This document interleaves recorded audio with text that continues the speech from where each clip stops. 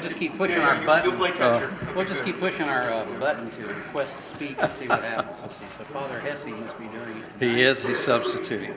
And then, Ladies and gentlemen, we are all present. Let's call the meeting to order for the October 3rd regular meeting of the Destin City Council. Father Mike Hesse, would you come to the mic and lead us in prayer? Everyone please stand. Let us pray. Our Heavenly Father, you have entrusted to our care this beautiful town with its great blessings and its great challenges.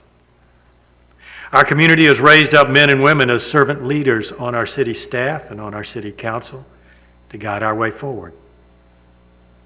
So we remember before you this night our city manager, Carice, and our mayor, Scott, our council members, Rodney, and Preble, and Tuffy, and Jim, and Kyron, and Parker, and Chatham. Grant them in all their deliberations wisdom to listen for your guidance, courage to follow where you lead the way, and integrity to make decisions which will bless your people and make you smile. I ask this in the name of our Lord and Savior, Jesus Christ. Amen. Amen. Thank you. Mr. Marler, would you lead us in pledge? I pledge allegiance to the flag of the United States of America and to the republic for which it stands, one nation, under God, indivisible, with liberty and justice for all.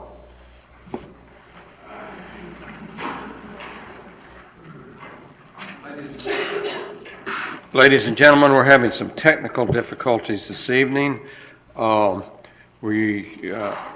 computer system for recognizing council members, recording the vote, etc., is not working.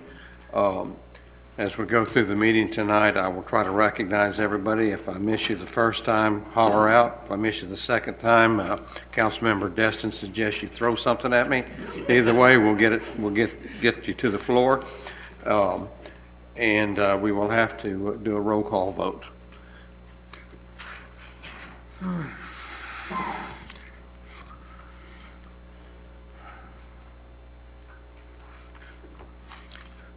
Mr. Farmer, would you meet me at the podium?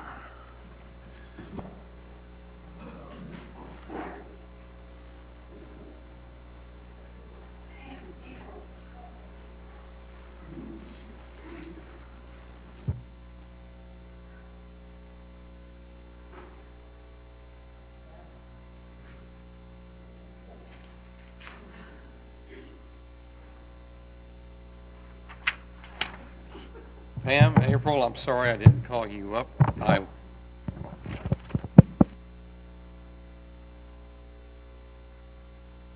Destin? Anyway, we have a special presentation this evening. After 21 years, the city has received the Certificate of Achievement for Excellence in Finance Reporting to the city's financial department. Does that include budgeting? That includes budgeting. 21 years Certificate of Excellence for Budgeting and Finance. Finance Director Bragg Farmer has been with us for 10 of those 21 years. My number is correct here. But I understand you two do all the work. That's absolutely correct. Pam's been here for 26 years. That's the reason. 26. You've been here for every one of these. Okay, Pam, come closer. One of the greatest purposes we have, not only to provide safe haven for our citizens, residents, and guests, and a safe place to work, live, and play, but also to manage our money wisely. And I'm going to correct you on that one. I think we're managing the taxpayers' money wisely. To be good stewards of our finances, we want to celebrate with wisdom Bragg brings to the city. This is an award that I take great pleasure in presenting. It is a Certificate of Achievement for Excellence in Finance Reporting presented to the City of Destin under the stewardship leadership of Bragg. As I stated, it's not his first rodeo. This is the 10th year you've stood up here and accepted the award. Destin has received it for 21 consecutive years. I want to congratulate the two of you for an outstanding job. You for 26 years. How long have you been with us? Only a year and a half.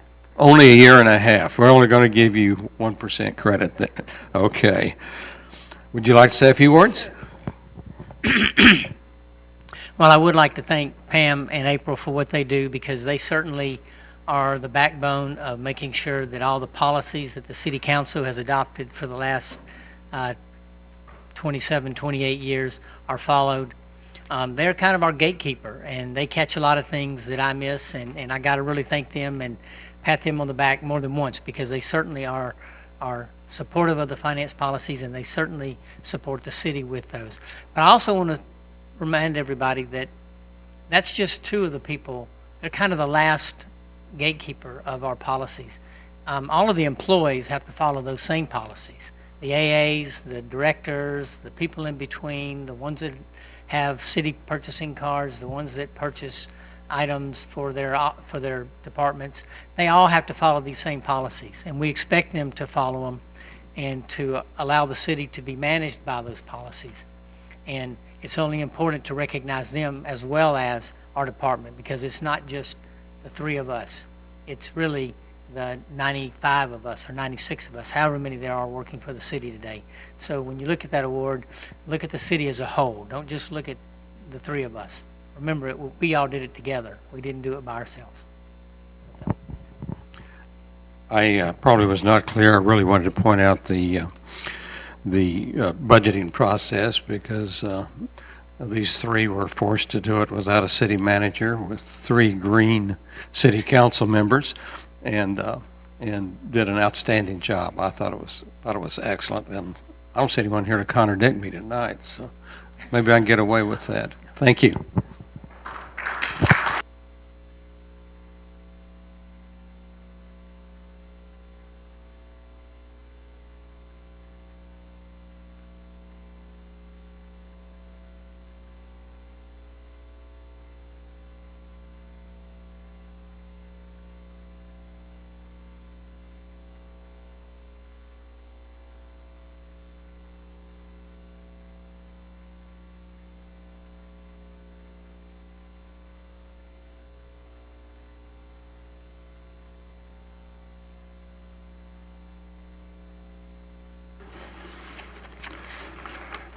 With the council's permission, I'd like to move item number 23 up to the number 4 and 5 position, so that the folks here to present that don't have to stay through the entire meeting.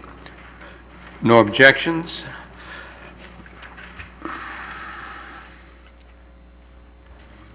We go, Ms. Lejeune, Columbia Southern University Partnership. Yes, sir. We were approached by Columbia Southern University to enter into a partnership with their institution. The CSU has offered the City of Destin employees and family members an opportunity which includes a tuition reduction package, free textbooks, and no application fee. We are very excited to partner with Columbia Southern University. This is a non-exclusive partnership, and we're hoping that it's the beginning of more opportunities to create additional educational opportunities for our employees and for our employees' families. I do have a representative from Columbia Southern University who would like to come up, talk a little bit about the Institute, and to answer any questions that you may have. Thank you.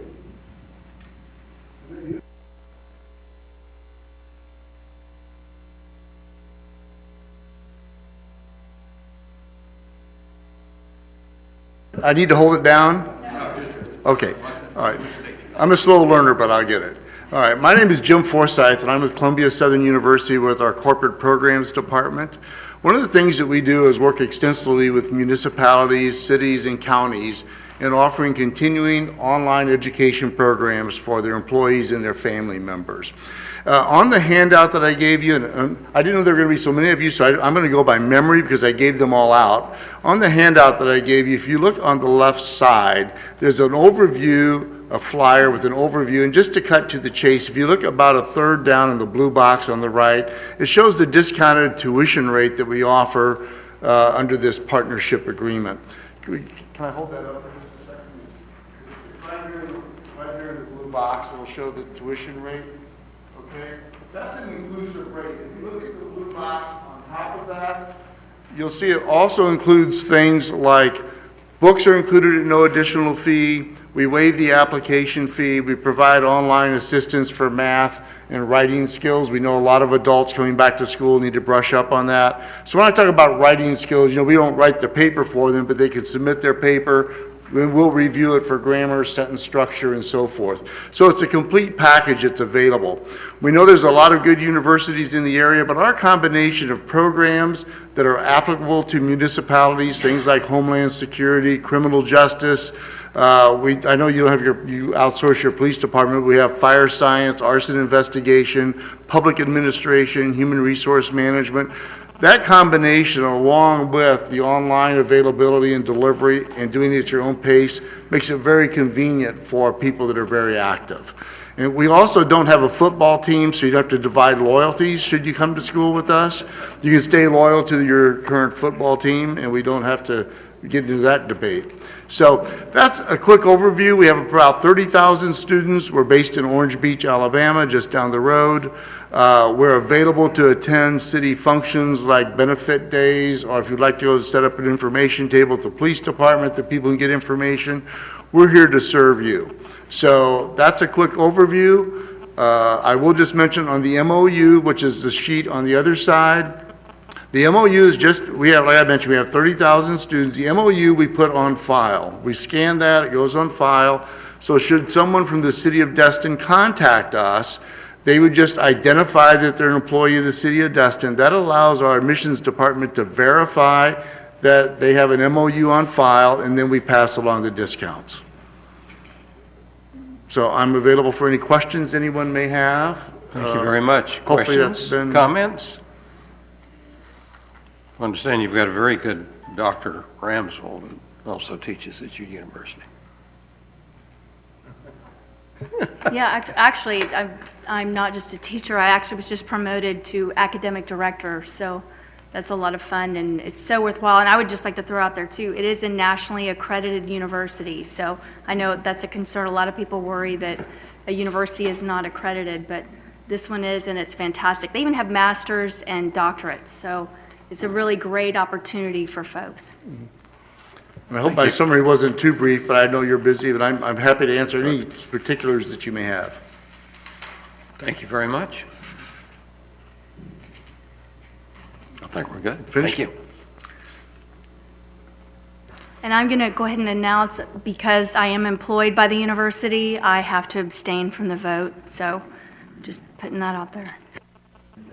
I'm sorry, do we really need to read that by title? Is there a title to this or just a vote? No, accept sir, it? just a recommendation, motion.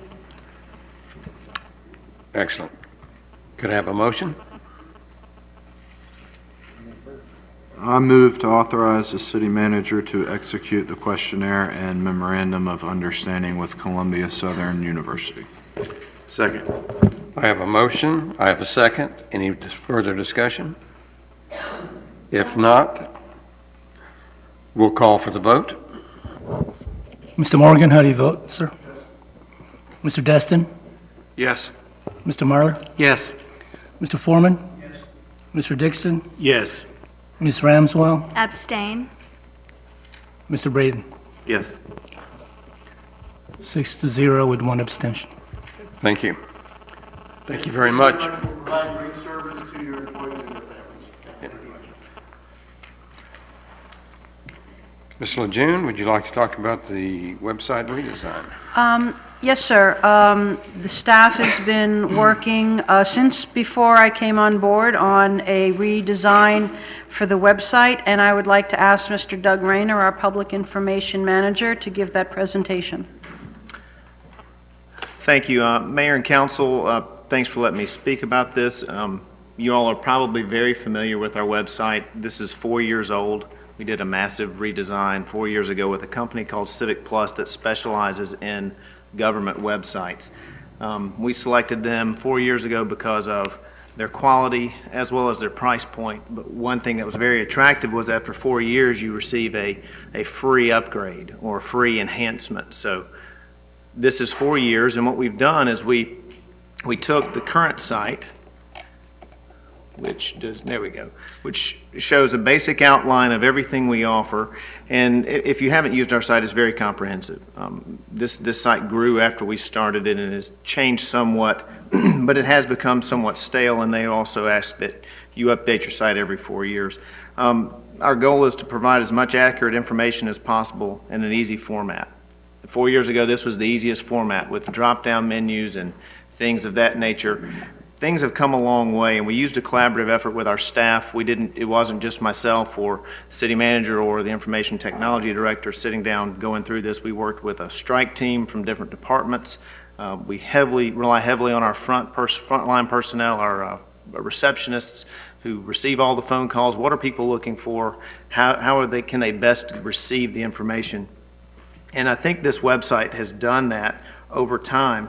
Again, this collaborative effort has been really a breath of fresh air because we get a good bit more information than just those one or two people trying to understand things. I wanted to give you, before I show you the site, give you a kind of an idea of how many people use the website. So we have some measures set up every month and we receive. So the month of June, we had 80,865 unique visitors for the month. That means that's 80,000 different people using the site. And of that, 196,000 actions. That means that's what some people might call hits.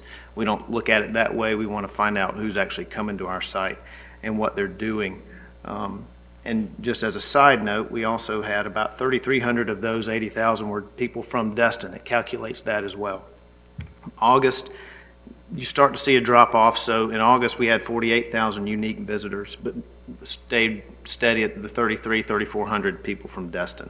Again, that's just an idea. I know we don't talk about that a lot, so I wanted you to know who is using the site and how much it is used. So this is what our new site looks like now. So it will be turned on in the next week or two. And as you see, the structure is very similar, but we've been given a lot of opportunity here, the ability for staff, the administrative end to make a lot of changes. So these images you see in the background can change. They don't stay the same.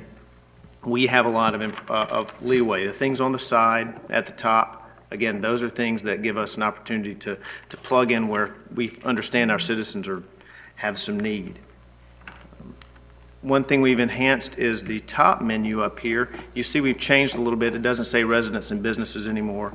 That was a suggestion from our provider. They gave us some ideas and we ran with that. Again, we still have some very prominent features. This search menu at the top stays the same, very, very highly used. We keep Facebook, Twitter, and YouTube prominent on the homepage. That's where people are really trying to get their information. They can watch council meetings, they can see updates from the city manager or the city of Destin. That's really almost in real time, and we keep that on the homepage. The things on the left side, the let us know, notify me, documents and forms, those are some of the most looked at things on our website, the things that we actually want people to engage in, so we keep those prominent.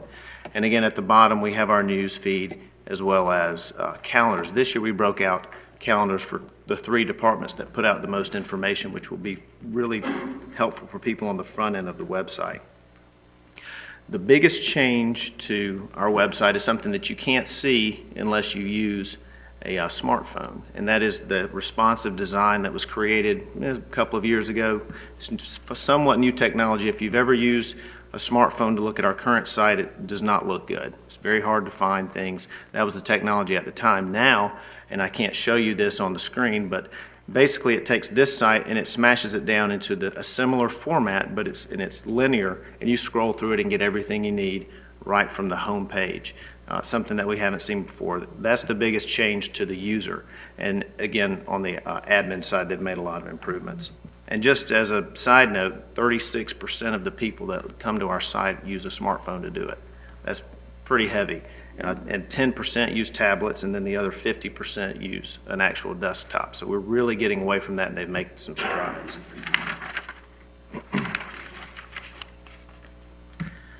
If you scroll down on the home page, it gives us some opportunities to talk about things that are prominent, maybe not necessarily a news or press release type thing. Here you can see we have a photo contest, the Destin Pinfish Classic, and the fishing rodeo highlighted there. And actually the photo test is not just for this pretend site.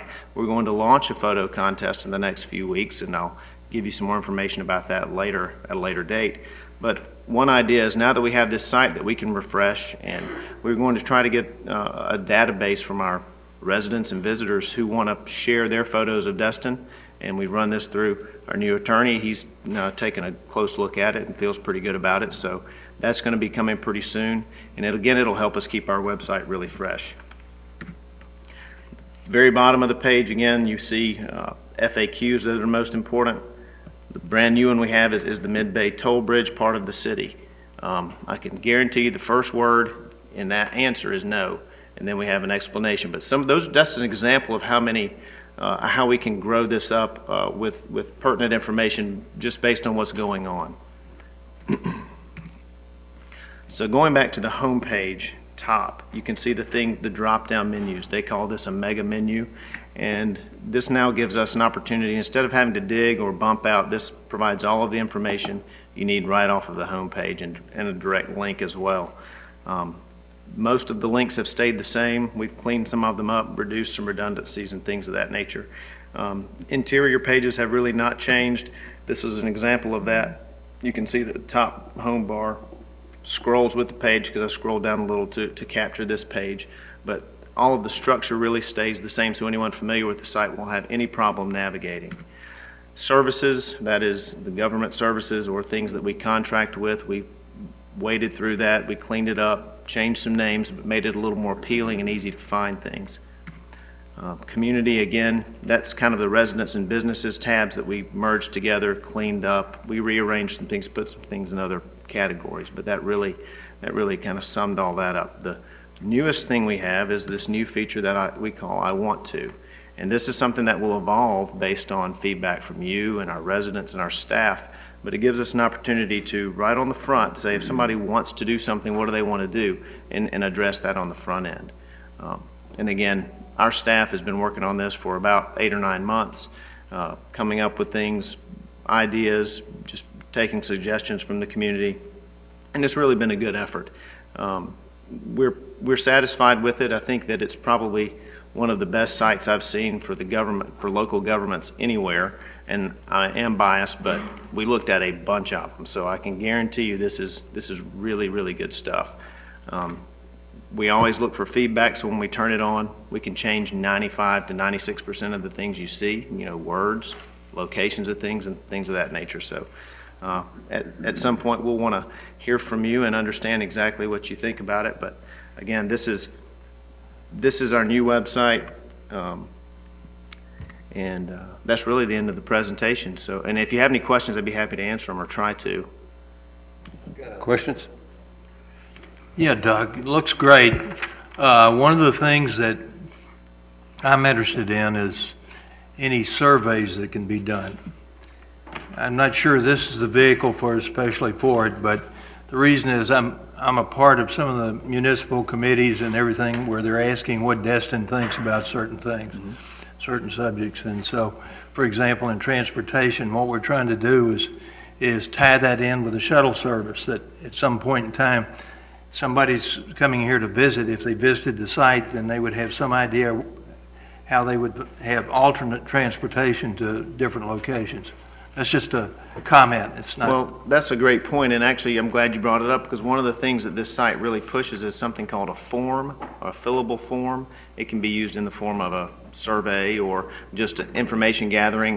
We can have jobs applied for online as opposed to paper copies and faxes. We can create surveys, and we can share surveys with other organizations. So that's very good. Further comment or questions? I think it looks great. I love the photos, especially the one that you can see underwater, the fish, and then you've got the, I think that's terrific. When is the expected date of launch at this point? As soon as I feel really, really good about it, and that changes by a day.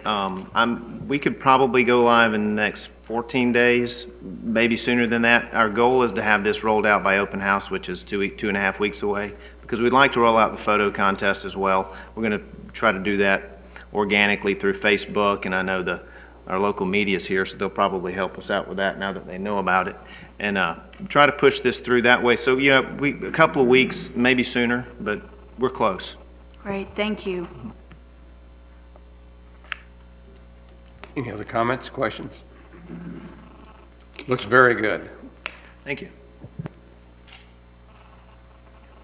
Let's see, we're going to move item 25 next, proposal for professional planning services. Ms. Lejeune? Yes, sir.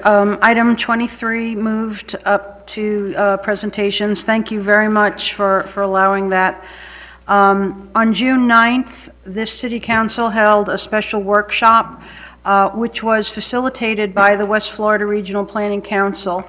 The workshop was requested by city council during their regular meeting of May 2nd, 2016, to discuss the 2020 comprehensive plan as it relates to issues affecting growth and development in the city.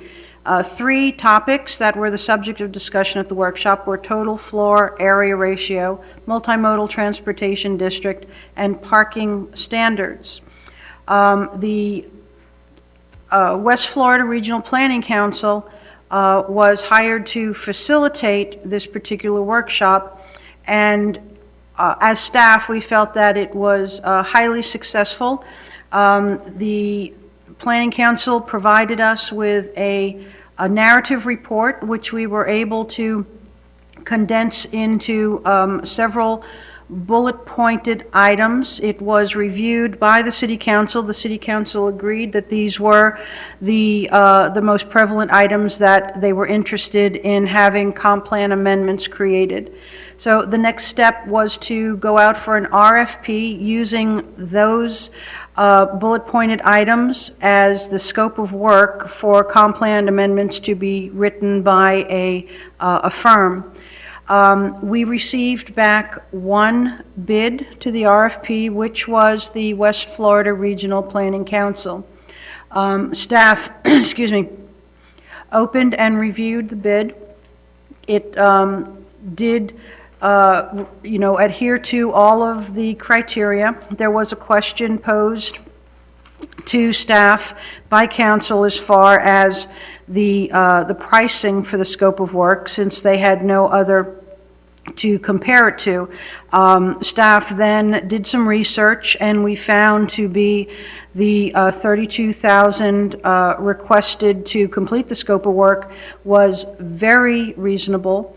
And we do have, full faith in the West Florida Regional Planning Council that they would be able to satisfactorily create the comp plan amendments.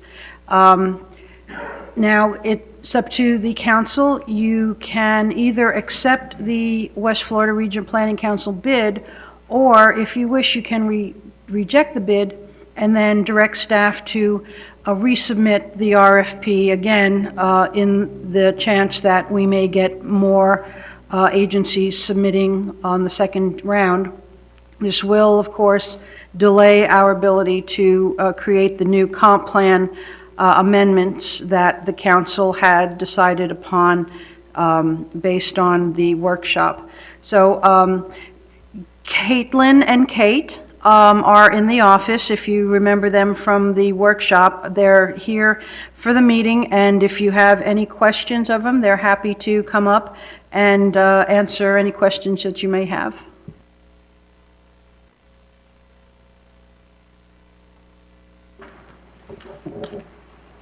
Would y'all like to, do we have questions? Comments?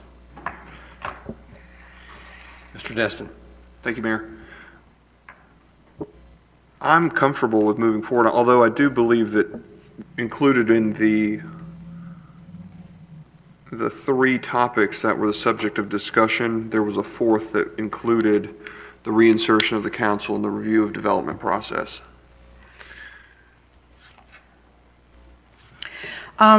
Yes, sir, and we were waiting for our new city attorney to come on board because that's different than comp plan amendments.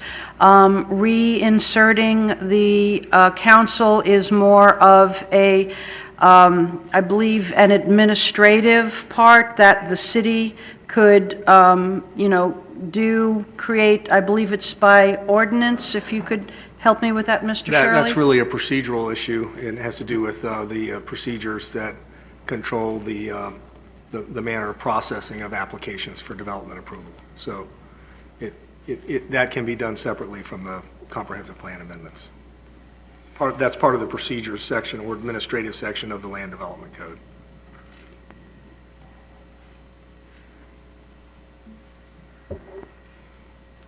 I don't want to interrupt if you're not finished.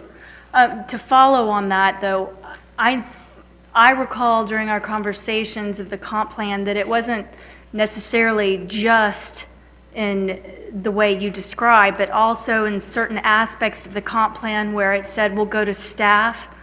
I think we discussed saying instead of staff, come to council or council approval. Is that y'all's understanding as well, or is that just Preble's understanding? There is reference, there are some procedures that come into play with the tiering system as referenced in the comp plan, but all of that is going to go away and be replaced, as I understand it. So aside from that, all of the administrative actions or steps that would be taken for development approval are all a part of the land development code. But if we do find those any sections like that in the comp plan, we'll make sure we change those so that they don't conflict with the administrative changes we make to the LDC. The hope is what we could do this consecutively, because at the end of the day, once the firm that is chosen by the council starts working on those amendments based on the workshop, and then staff works with our attorneys for the procedural part of it, when it all comes back to council before it goes to the state, that was the promise that I had made, that whatever language is constructed for the comp plan amendments, it comes back to council so that y'all can read it and understand that, yes, this is what we want. Then it would go to the state for the approval process. So we would be able to bring both back to you at a single meeting at the same time before we would then send it on to state for approval.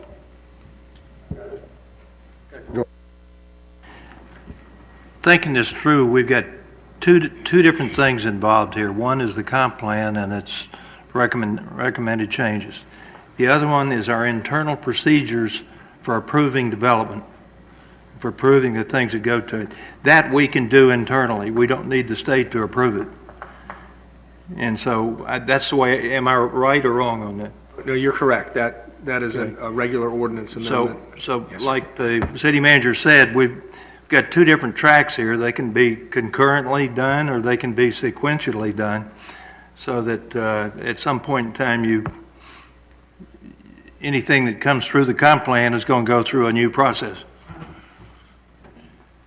Ms. Lejeune, do you have a preference, or does staff have a preference? What is it that you would suggest would be revised in the RFP if we were to move forward and instruct you to revise the RFP and send it back out?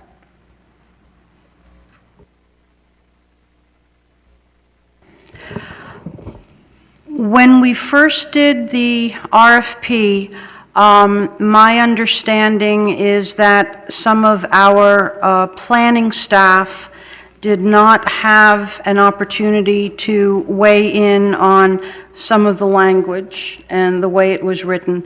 I can't speak to whether or not that had any consequences as to if someone did or did not bid on this.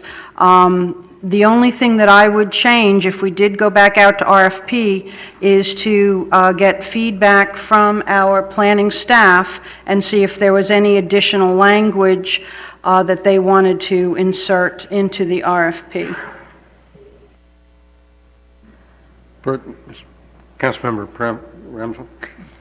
I have actually two questions. One is, why do we think we only got one bid? And then the other question or comment is that I did go back and review the minutes from our sessions and the last meeting that we had, and there was discussion about looking into occupancy limits and the parking and how are we going to tackle that issue, and then talking about coming back to another workshop of some nature to see how we can address those issues. So I'm wondering, is there now a restriction? I don't believe so, but it changes as to time frame and number of times that you can amend within a certain period of time. No, there are no longer any restrictions on that. Okay, so if we were to go forward with this and then have a town hall or a workshop or something and come up with additional items that need to be included, we could do that separately, or do we need to try to do that before we retain the firm so that it's all included at the same time?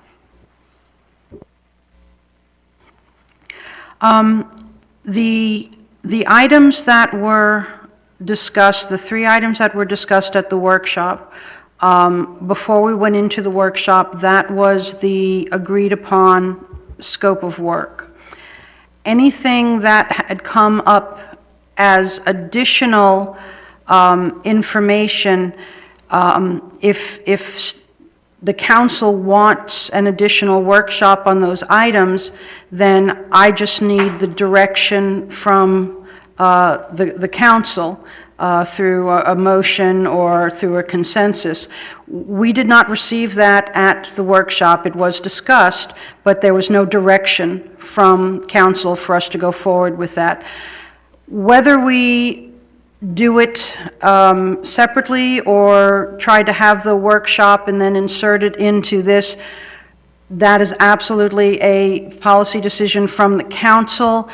It will delay the process of getting these other three amendments written and sent to state for approval. So if council wants to wait and bundle it all together, that is one option, or we can go forward with what we currently have, and then if council so directs, staff can plan an additional workshop for the other items.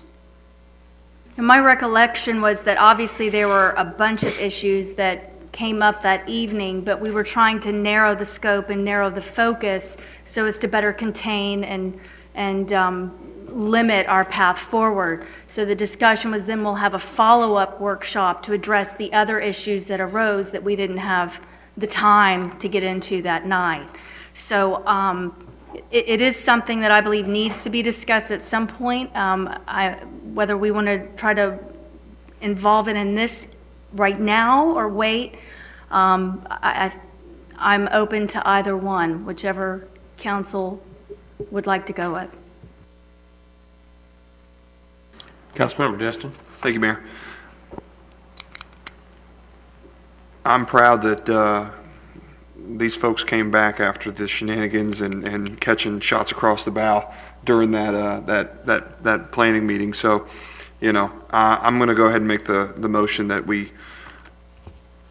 that I move that the City Council approve the proposal for professional planning services from West Florida with a budget of not more than $32,000 to be paid from the professional services account. And you'll have to bear with me, 015153 1.53 1000. And I think there's a lot of horses that have already gotten out of the gate in a lot of ways, and we need to go ahead and close the stable door as soon as we can. So let's quit dilly-dallying and let's just go. Thank you. Do we have a second? I'll second it, Mayor. We have a motion. We have a second. Discussion? Thank you, Mayor. How exactly was the RFP put out and advertised? I'm sorry, sir, how what? How exactly is this RFP? How was it advertised and put out? It was advertised and put out the way we do all of our other RFPs. If Mr. Farmer could address the process, please, for the RFP.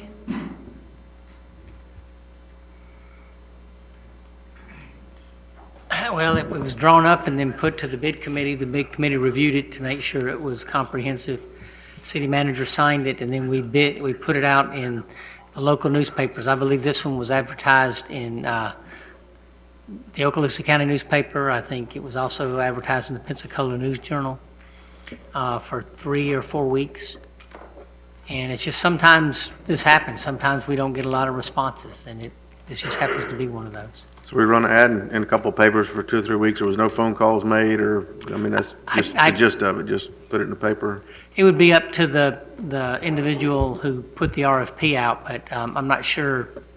What happens is a lot of these proposals, engineering proposals, planning proposals, get picked up by a clipping service that these firms will subscribe to, and then those will be sent out electronically to them, showing them what bids are available.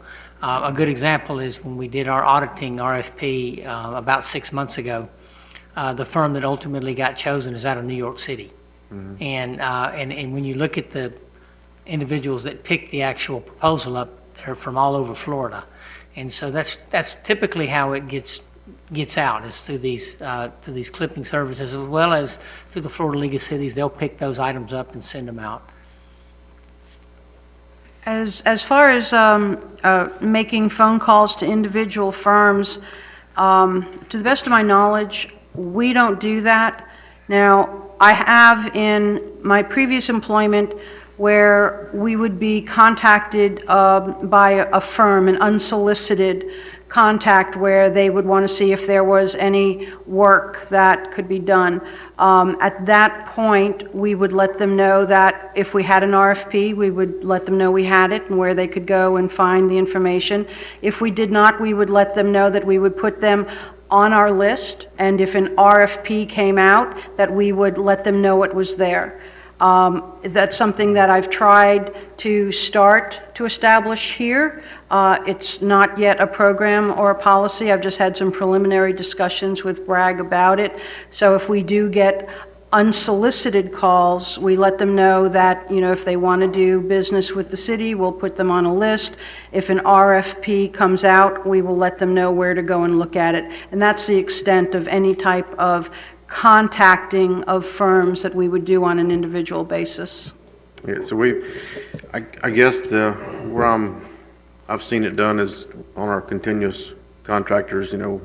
We've made several phone calls to try to get more people to come in and bid on that, but I guess that's something totally different than. We've not done that with consulting services that I'm aware of. I do know that we did have some inquiries from other firms than this firm. They just choose not to make a proposal. I mean, in the case of our city attorney, I believe we had nine firms picked it up, and only three turned in proposals, and that's not uncommon. A lot of times the firms will look at the scope of work, and if they can't come up with a reasonable figure that they think that we can abide by, they'll just pass on it. So, and there have been times when we've had something like this happen, and we rebid it out, and 10 firms picked it up and made proposals. It's just, I guess it's the mood of the. No rhyme or reason. Yeah, there really is not. Yes, sometimes it has to do with workload. I know with the attorneys, they had looked at it and, based upon our scope of work, determined that they did not have the staffing to adequately address the entire scope, so they decided not to bid on it at this time. I can tell you, when we did our refinancings a couple of years ago before, I don't believe you were on council, we refinanced all of our debt in about an 18-month time period. I contacted every bank and financial institution in the city of Destin, which was about 30 or more. And in some cases, we only had 3 proposals come in. So there's really no rhyme or reason. I mean, it just is what it is. Just, was just curious, because we, just seems like we always have 2-3 people, you know, bid on something. And I'm in the same boat as, I think, Parker Destin is. I don't want to overload, you know, this item. I think we need to get these 3 or 4 items done. As soon as it's done, have another workshop, get 2 or 3 more, 3 or 4 more, get that finalized, and just keep moving forward. And that's just my thoughts on that. That's all I have, Mayor. Thank you. Councilmember Dixon. I was just going to say, you know, that West Florida followed everything, and they're familiar with what we do, so I will support them tonight. Any further comment? Call for the vote. Mr. Morgan, how do you vote, sir? Mr. Destin? Mr. Marlar? Yes. Mr. Foreman? Mr. Dixon? Yes. Ms. Ramswell? Yes. Mr. Braden? Motion passed 7-0. Thank you. Approval of the minutes. Any comments or discussion about the minutes? If not, accept the motion. I'll make that motion, Mayor. I have a motion. Do I have a second? Second. Motion is second. Any further discussion? Call for the vote. Mr. Morgan? Yes. Mr. Destin? Yes. Mr. Marlar? Yes. Mr. Foreman? Yes. Mr. Dixon? Yes. Ms. Ramswell? Yes. Mr. Braden? Motion passed 7-0. Move to ordinance 16-12 LC. Read by title. Mr. Burns. Yes, the second reading of ordinance 16-12 LC, amending the defined area known as the South Harbor Festive Marketplace. An ordinance of the City of Destin relating to further defining the boundary of the South Harbor Festive Marketplace, providing for authority, providing for findings of fact, providing for the amendment of section 7.16.04, open containers of alcohol, providing for incorporation into the Land Development Code, providing for conflicting provisions, providing for severability, and providing for an effective date. Ms. Lejeune. Yes, sir. This is second reading, and we have established the boundary for the open container area to be southward of the sidewalk that runs along the south side of Highway 98. There is one change since first reading, which is a scrivener's error. I will let Mr. Steve Schmidt tell you about the scrivener's error. Basically, it was a pretty minor error that just described the east boundary of the festive marketplace by saying west to the east property line of a certain parcel when it should have said west of. So we just changed to of. It was a very minor change. And that was it. So if you have any questions or content, Mr. Shirley can help with that. Okay, thank you. Do we have a motion? Mayor, I'll go ahead and make the recommended motion.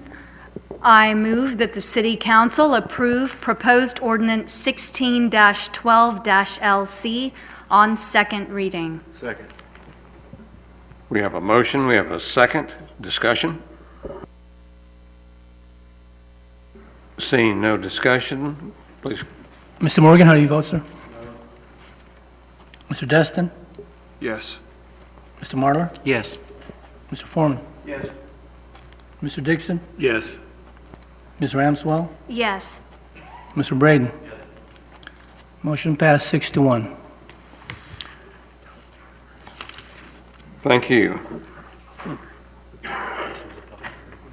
Oh, okay. We have second reading of ordinance 16-26CN. Read by title. Mr. Burns. Yes, the second reading of ordinance 16-26-CN by title, an ordinance enacting a temporary moratorium on the removal of protected trees within the Destin city limits, pending consideration of changes to city ordinances, providing definitions, providing for a temporary moratorium on permits, allowing removal of certain trees, providing for exceptions, providing for appeals, and providing for an effective date and term. Explanation, Ms. Lejeune. Yes, sir. This is a temporary tree cutting moratorium being established in lieu of a final tree cutting ordinance that is right now being reviewed and worked on by the Environmental Parks and Recreation and Tree Board. If you have any specific questions regarding the second reading, I have Mr. Lance Johnson, Director of Parks and Recreation, here to answer any questions you may have.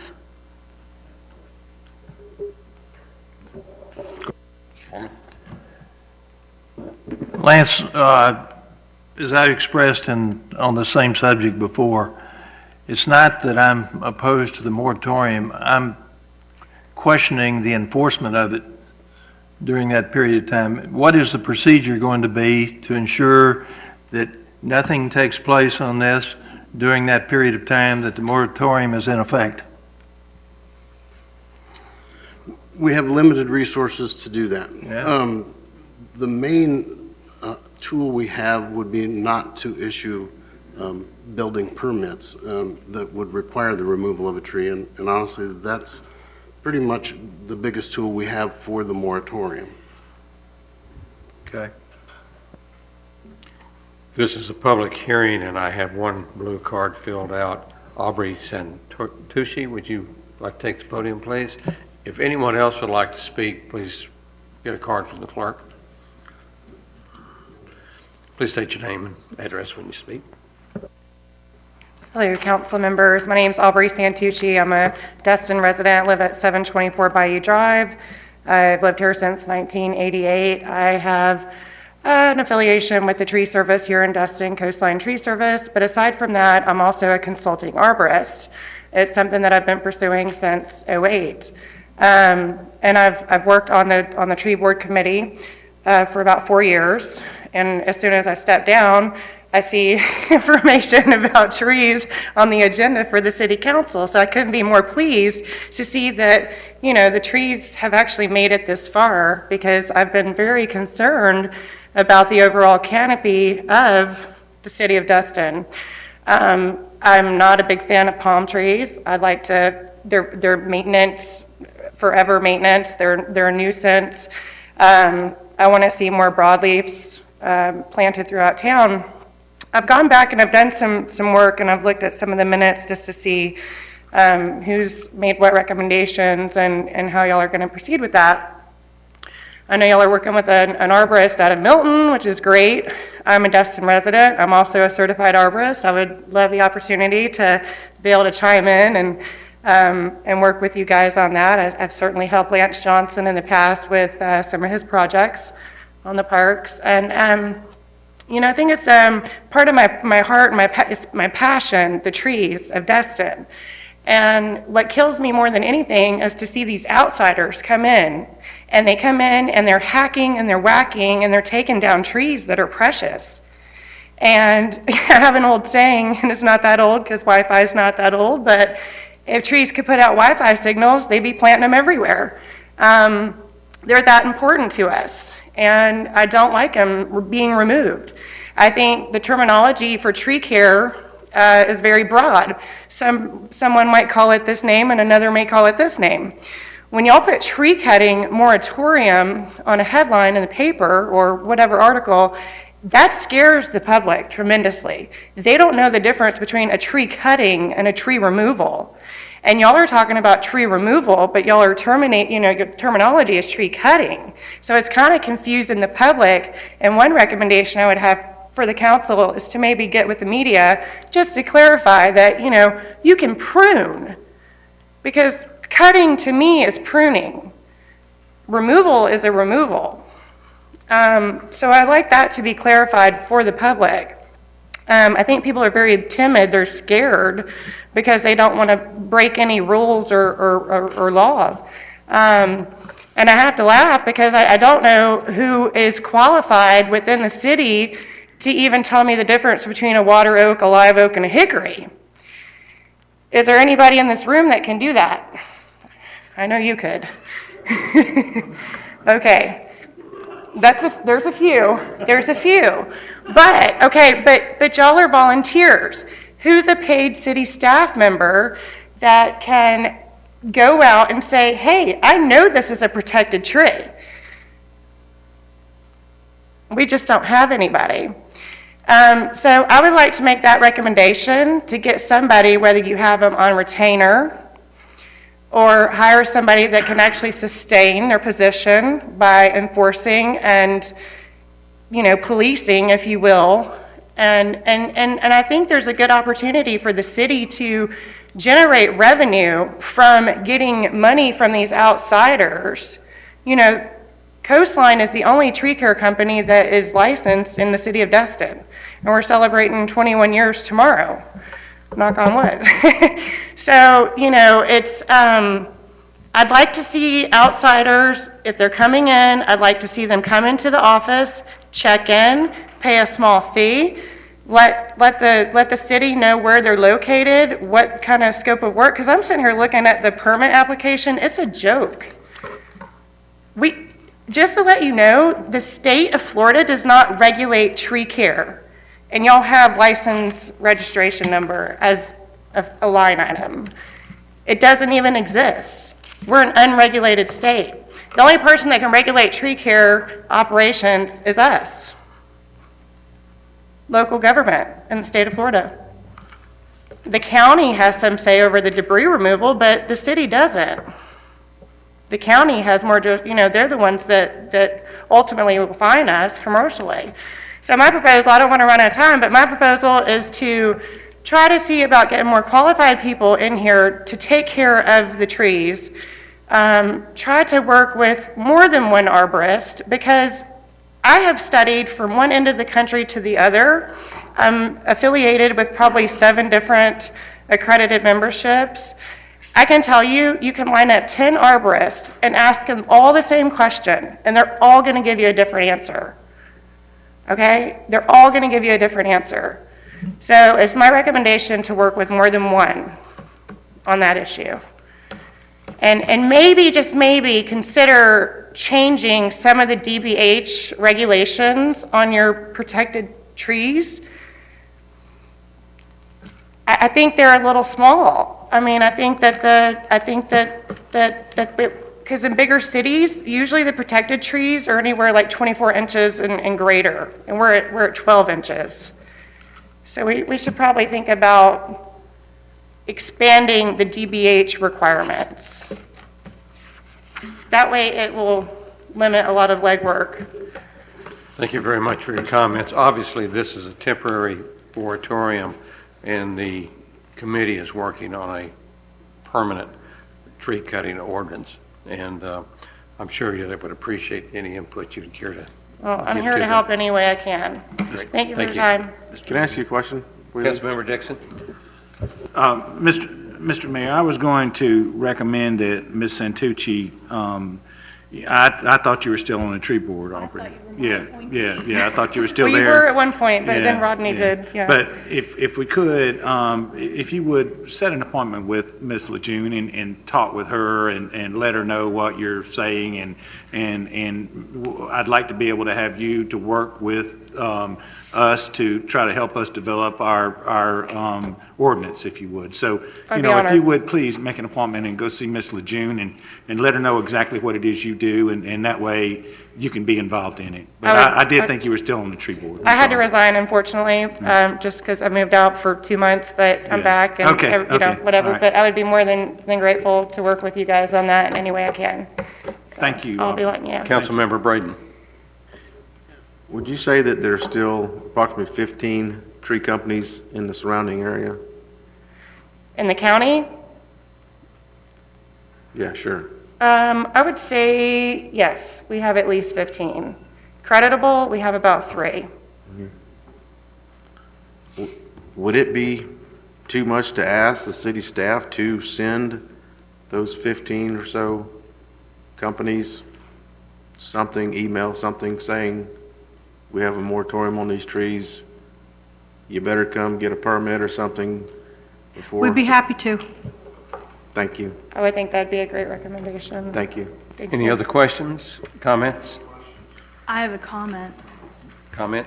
I think you made a tremendous point. I hadn't caught it, and obviously no one else up here has caught it, where you were talking about it says tree cutting when it is removal. Right. And I don't see that actually in the ordinance, but I think from a publicity standpoint, that is important that we try to change that angle, because you're right, absolutely. It's confusion. Yep. Thank you. Councilmember Morgan? Thank you, Mayor. Wonderful job. Thank you very much. I think part of, we want to get a good ordinance intact, and it's not going to be perfect. And I think it will evolve. Mr. Foreman makes a great point about, well, we have a moratorium now. What about enforcement? You know, we don't enforce our tree ordinance as it stands, which is a weak one, but we still don't enforce it, and it's through no fault of the city staff. We don't have the resources. We don't have an arborist on staff. A lot of bigger cities have those. And I see the sense of urgency with the moratorium, and that's great. I don't think there's been much of a sense of urgency for many years regarding the tree canopy in Destin. But, you know, this tree ordinance, like I said, it'll evolve. We're going to figure out what works, what doesn't. We'll always listen to input from you. Ultimately, we will have the final say. I would advise you to go to the tree board, share your thoughts. They're going to draft something up, send it to us. We'll see what we like. We may have issues with parts of it, and we can modify that from up here. Okay. And to reach out to the other arborists as well. Look at the draft. I can tell you what comes from the tree board will be better than what we have now, if you truly care about the tree canopy, and I know you do. So. Well, I was the one that made it an issue on the tree board to start Sure, with. sure, and now So you you're right have the about that. support from the majority of the council. Yes, sir. And so we're moving in the right direction. It's going to evolve over time. But, you know, and I understand the sense of urgency with this moratorium, but, you know, the best time to plant a tree was 20 years ago. And this is a 100-year plan. This is, you know, we're not going to see any immediate effects of this until, you know, 20, 30, 40 years of successful enforcement of it, and our canopy grows. And so, you know, I understand the sense of urgency. Enforcing it's going to be very tricky. Lance brought up a good point about permits, but yeah, thanks for speaking. My thing about the permits, I see people, they're coming in on the weekends and they're doing the work on the weekends when we don't have code enforcement on duty. There's the loophole right there. Not only does that happen, but I see illegal dumping from credible tree care companies. That I'm like, really? I want to get a dash cam, and I'm going to be the investigator for that. But, yeah, I mean, I scare the tree care companies around town because I'll do drive-bys, you know. I let them know I'm watching you. But see what the tree board comes up with, and I think the guy from Milton is very well-natured. Yeah, and it's good Ronnie in- Simpson, yeah, and Ronnie- he's an affiliate of mine. It's good intentions, Mhm. and he has some good ideas on how to enforce it with the lack of resources that we have. Yeah. So we'll see what that says, and then put our ideas together and Excellent. listen to you and try to get something better. Awesome, thank you, appreciate it. All right, thanks. Any further questions? Would you fill out a blue card over there and bring it up, and we'll be happy to do it. In public comment, but I appreciate that. I'll fill that out. Okay. Jim Bagby, 4709 Seastar Vista. As the co-author of the original tree ordinance, which was stronger than the current tree ordinance, because once we got into development, we had some modifications made, and I wasn't happy, but they were made anyway. I would strongly urge you to pass this, but you know, Douglas MacArthur had a great quote, "Never give an order you know won't be followed." Okay, if you can't figure out how to enforce this, you look like a toothless tiger. And then all that does is that feeds with the other ordinances. So you've got to figure out, you know, and you don't need a dash cam. You got about, you know, 25,000 of these walking around town, and it's not just somebody, a tree company coming in and doing a removal on the weekend. It's just clear cutting lots. I mean, I've seen a couple of lots out in Crystal Beach in the last month where there used to be a lot of trees on those lots, and they're gone. You have to figure out the enforcement. I think Councilman Morgan is right. If you don't figure that out, it doesn't. You can pass all the moratoriums in the world, and you're not going to solve a single problem. Thanks.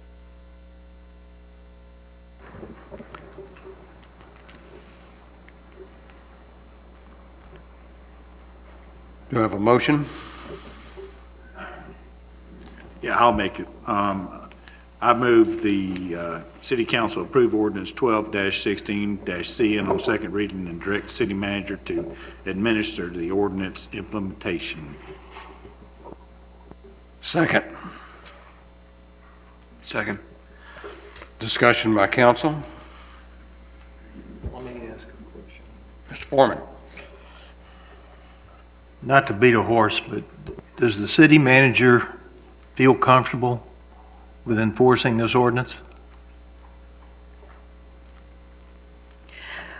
As was pointed out, sir, we do not have the staff or the expertise on staff to be able to currently enforce the moratorium. However, the actual tree ordinance itself, which we anticipate coming before council at the November 21st meeting, will have all the elements of enforcement written into it, along with recommendation for staffing. At that point, council can decide whether or not to allow myself to administratively hire the necessary staffing for the enforcement of the tree ordinance.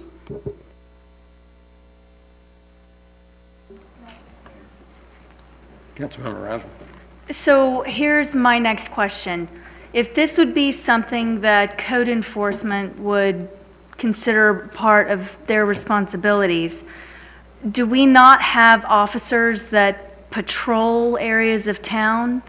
And if they saw someone cutting trees, they could make a report and then send it to whomever is the expert? What we would do if we saw someone who was cutting a tree down without a permit, we would give them an immediate stop work order and inform them that they had to come to the city and get a permit. As far as determining whether or not a tree that they're cutting down is a non-permittable tree or a protected tree, we would need a arborist to do that. We currently do not have an arborist on staff. So essentially, it's not a matter of having code enforcement patrolling and seeing something and being able to act on it. It's not having the expertise to act on whether it's an illegal removal. Is that correct? The most prevalent act that the code enforcement personnel could do is to do a stop work order, immediate stop work order on someone who does not have a permit. And that's mainly the moratorium. We are trying to get people to come in and do a permit. Based upon the information that they would give us in the permit, we would then determine from the ordinance if it's something that we could permit or could not permit. If it gets into the realm of a specific type of tree and the information is not clear to staff in the ordinance, then we would have to reach out and hire an arborist to come in and review that particular permit. I do believe in the ordinance that will be coming before council that that's going to be in there. And I am looking at the future of perhaps outsourcing a arborist, a ISA certified arborist, to on a periodic basis come in and review our permits to make sure that they're fine. If somebody is out there and they are cutting a tree that is not on their permit, I would then have to call that arborist to come out and tell me if that tree was not a permitted tree. Understood. So it seems like right now the goal is getting the word out so that people are proactive and obtain permits. So that if a tree is being cut down, we can either tell them to stop because you need a permit, or they're going to have a permit. Is that correct? Yes. Okay, thank you. Councilmember Braden? Thank you, Mayor. What is the penalty for removing a tree that is not supposed to be removed? It would be, the offense would be working without a permit, because this moratorium prevents the issuance of permits. And so we're going to have to sort that out and decide what the penalty would be, but it would be, we would seek a penalty from the code enforcement special magistrate. I thought we discussed that in pretty detail, but I mean, it's useless to send Coastline Tree Service a letter saying, you know, we have a moratorium. If you are found cutting a tree down, a 36-inch, 100-year-old oak tree, you know, we're going to have to use harsh language. That language will be in the ordinance, sir. That's going to come before you in November. That language is not in the moratorium. Then we're just, I mean, what we're doing is useless.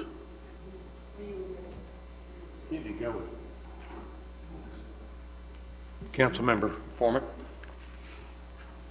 I don't know whether this is a good idea or not, but when I want to know what plant is what, I have a book this thick that I go and I look at the picture and get the description of it.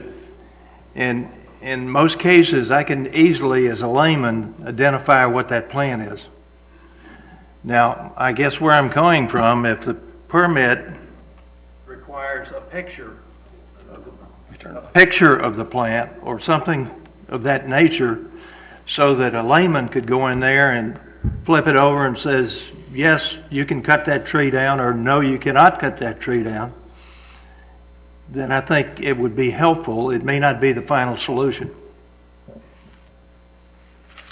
Councilmember Dixon? I was going to say something similar to Mr. Foreman. I think you can take a picture of the leaf and Google it somehow and figure out what it is. But, you know, I would say that in the ordinance itself, we would describe, you know, what is and what isn't. And as to Mr. Braden's concerns, I think that this is just the beginning. I think that, you know, in the ordinance, we'll get a little deeper into the penalties and stuff like that. Councilmember Marler? Thank you, Mayor. First, Ms. Santucci, I agree. I do not like palm trees either. I'm not a fan of those at all. But these are the two things I see a problem with. Neighbor versus neighbor turning in other neighbor for cutting a tree or whatever. I don't like that idea. And secondly, so we're reported that a tree is being cut down and get over there and they've already done the damage and the tree's going to die anyway because they've already cut it too far back or already cut the tree top out. That's the problem I see with trying to enforce it with them doing it. I agree that, you know, the permits need to be done, but I just see some problems, so I'm not going to be able to support this. Any further discussion? I see no further discussion. Ray, call for the vote. Mr. Morgan, how do you vote? Mr. Destin? Yes. Mr. Marler? No. Mr. Foreman? Yes. Mr. Dixon? Yes. Ms. Ramswell? Yes. And Mr. Braden? Motion passed 6-1. Mayor, I do have one comment. Mr. Rainier's releasing our new wonderful website. Could we not have a list of the protected trees with photos of each of the trees so people could refer to it? We will definitely look into that, Ms. Ramswell. Thank you for the suggestion. I'd like to call for a 10-minute break before we go to the next item.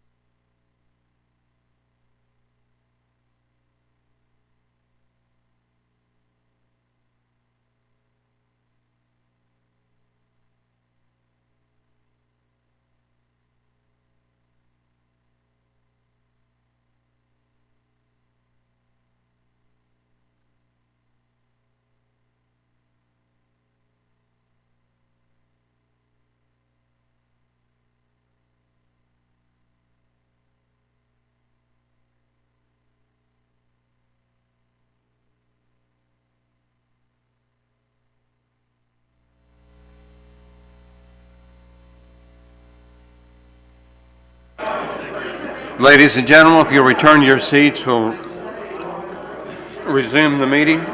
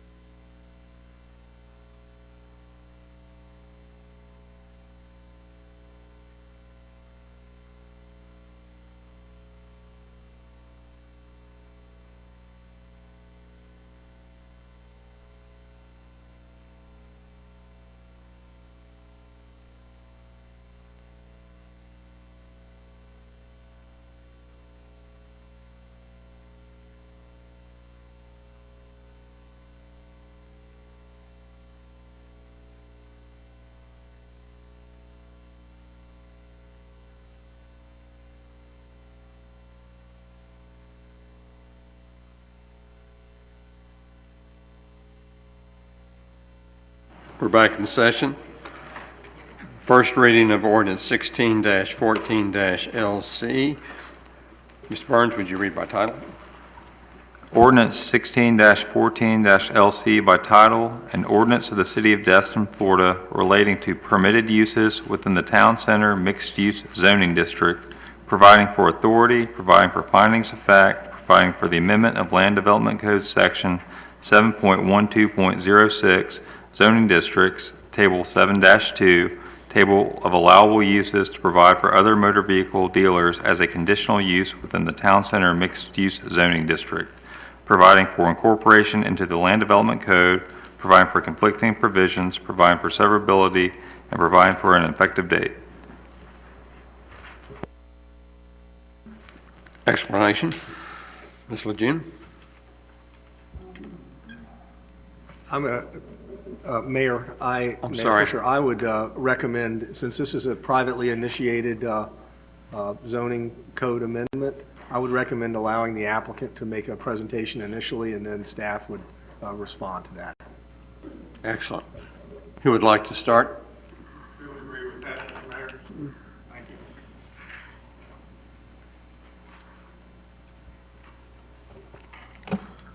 Just to reiterate, Mr. Mayor, what Scott just said, this is a privately sponsored text amendment to add boat sales as a conditional use in your town center mixed-use zoning district. So we came to y'all initially about a month and a half ago, and we gave y'all a binder that had a bunch of exhibits. A lot of it was what was already in your staff report, just rearranged a little bit. But I want to kind of start off again just to let you know that this did originally, the applicant originally made an application to the city to have other motor vehicle dealers, which is boat sales or boat dealers, as a permitted use within your town center mixed use. And that was withdrawn, and what we have presented to you tonight is for the other motor vehicle dealers to be a conditional use. And I want to make sure that we're all on the same page with regard to the difference between a permitted use and the conditional use. The conditional use requires essentially a two-step process, if you will. We have to make the application, which we did. Then we have to go to your LPA, to the local planning agency, and present the proposed text amendment to your land development code.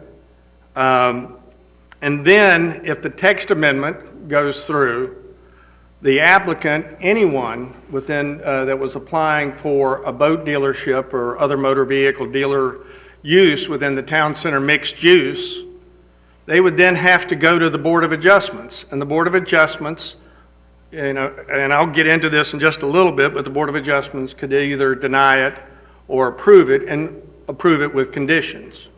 So one of the things, and we'll go into kind of the conditional use and the Board of Adjustments powers in a second, but Exhibit 3 in the binder I gave you is the staff report. And I want to be clear that from the applicant's standpoint, what we're looking at doing is boat dealer only. we have, and one of the things that you'll see as we go through some of your policies and objectives in your comp plan that you have is for in the mixed use area for people to come up with some innovative arrangement for uses within the town center mixed use. So one of the things that we've done, and I'll go ahead and get Doug, if you can just put up, actually you'd have to go to one or two, that slide. What you can see is, you might have to rearrange that, but we're adjacent to your industrial park. So we have gone in and we've rented, and it's Exhibit 9 in your binder. We went in and we've rented 2 units within the industrial park. So for us, kind of the innovative arrangement that we've come up with is any service that would take place on any boats would take place within the industrial park. So that's kind of one of those things, when you look at this picture, you can see where or pre-owned is essentially almost adjacent to the industrial park. So that's one of the uses in the town center CRA. So one of the things that I kind of wanted to go through in the staff report, there's a definition of conditional use, and most of us know the Board of Adjustments. And I never really dealt with one of these before, and I've been around here in the city of Destin for a long time. The Board of Adjustments hears variances, they hear appeals from administrative decisions, but they also hear conditional use applications, and you can look in Exhibit 4A in our binder that we gave to you, and you can kind of look at the things that the Board of Adjustments can do on a conditional use application. And the Board of Adjustments, first of all, they can decide whether or not to allow the conditional use at all within that particular zoning district. So the conditional use could be granted or could not be granted depending upon whether or not the Board of Adjustments found that it was compatible with the surrounding area.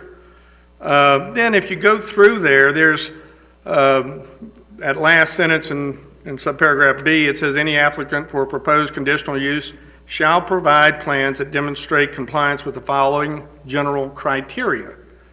And you go through that, it's site location or number of conditional uses within that area. It can be hours of operation. It can be factors impacting the scale and intensity of the conditional use that the Board of Adjustments would look at. So, and once again, this is a 2-step process, but I'm going to kind of blend a little bit of what from our position and or pre-owned would be looking at as far as boat sales.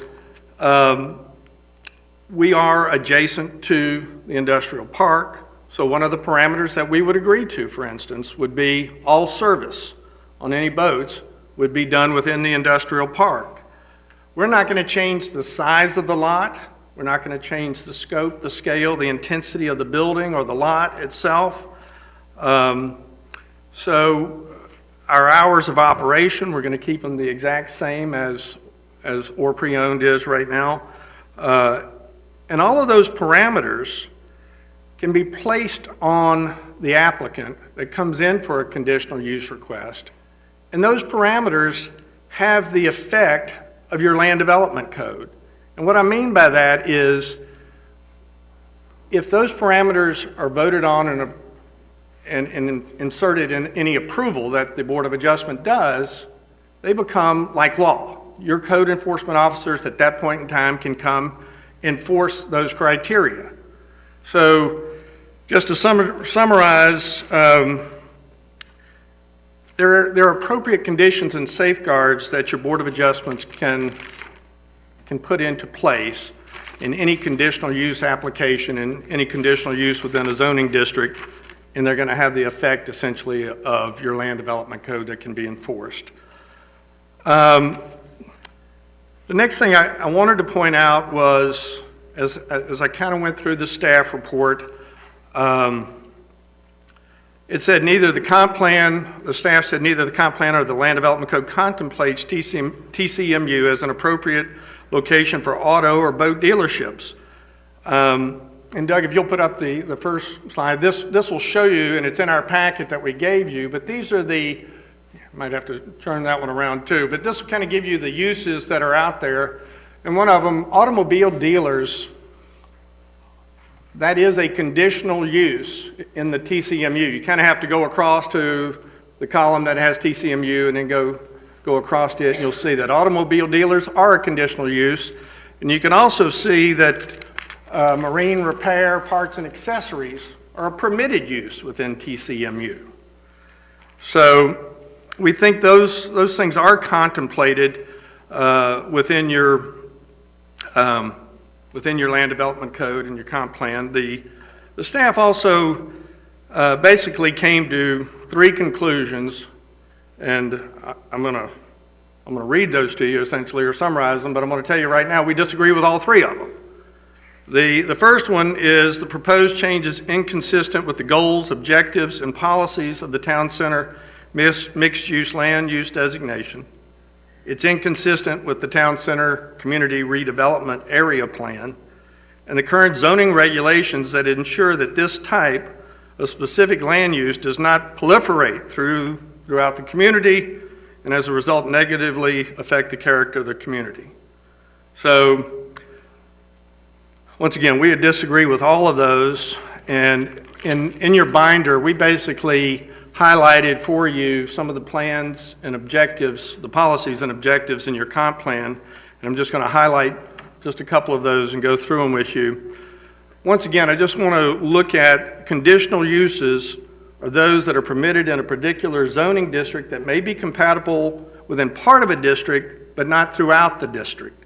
The conditional use is permitted only upon successful demonstration by the applicant that the use as proposed on a specific site will comply with conditional use criteria and standards that shall be included in the LDC. So the first policy objective in your comp plan that I think is relevant to our proposed text amendment is this. It's objective 1-1.3, and it was part of what the staff set forth in their report to you. And it says, commercial and mixed-use development should be primarily organized in large and small walkable centers that are easily accessible to residents and visitors by multiple modes of transportation. Once again, we're located on Main Street at Airport, and we think this is essentially that kind of mixed use that that comp plan was referencing there. Amendments to the FLUME, to the future land use map, shall consider the established pattern of land use, and while accommodating market demands, it shall continue to promote stable residential areas. And we're going to go through each one of the uses in just a second that are up and down Main Street. But once again, with kind of the innovative arrangement that we're proposing, we don't see that this conditional use is going to interfere or not promote a stable residential areas, and it's going to accommodate the market demands. The third thing is that major activity centers intended to accommodate commercial and mixed-use development shall include, and it lists various areas, which includes the proposed town center with the community redevelopment area. If you flip through the next policy objective that we think is relevant to this is the policy 1-2.4.3, the mixed use. It says the MU designation provides an intense mix of residential and non-residential uses within the town center. The next thing it says that we think is relevant is the intent of the MU designation is to promote innovative arrangements of development types in strategically located areas of the city that have or plan to accommodate a mixture of residential and commercial activities in a close proximity to each other, achieve compact development, and reduce total trips on the roadway system. Once again, once we kind of take a look at all of the uses up and down Main Street, and I know we all live here and it's a fairly small town, we all know what all of those uses are, but we're going to go through them one by one. But we do think, you know, that it's going to show that there's an intense mix of residential and non-residential uses. And one of the things that that you look at is to try and promote some innovative arrangement to bring those areas into the mixed-use area. So the next thing is, this isn't one of the things that is specifically set forth in the town center mixed use that's not allowed. So the thing that within the town center shall not be allowed to include short-term residential uses unless they have direct or secondary access to Harbor Boulevard. And finally, and one of the ones that we think is very appropriate to this particular site that we're involved with is the policy that's the last page on the exhibit that we have for you, policy 1-3.3.1, and it says development should be to the extent feasible internally oriented rather than exclusively facing the Harbor Boulevard corridor. So once again, our project faces Main Street, our property does, and you know, your policy plan is you don't want everything built so it all just faces Highway 98 or Harbor Boulevard. So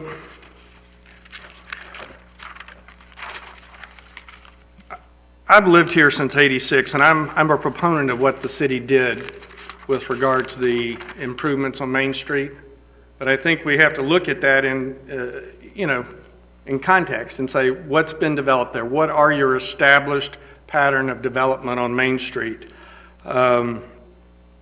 And so what I'd like to do, and if I could get Doug to go back and go to the third slide, and you'll basically be able to go through and look at each one of the uses up and down Main Street.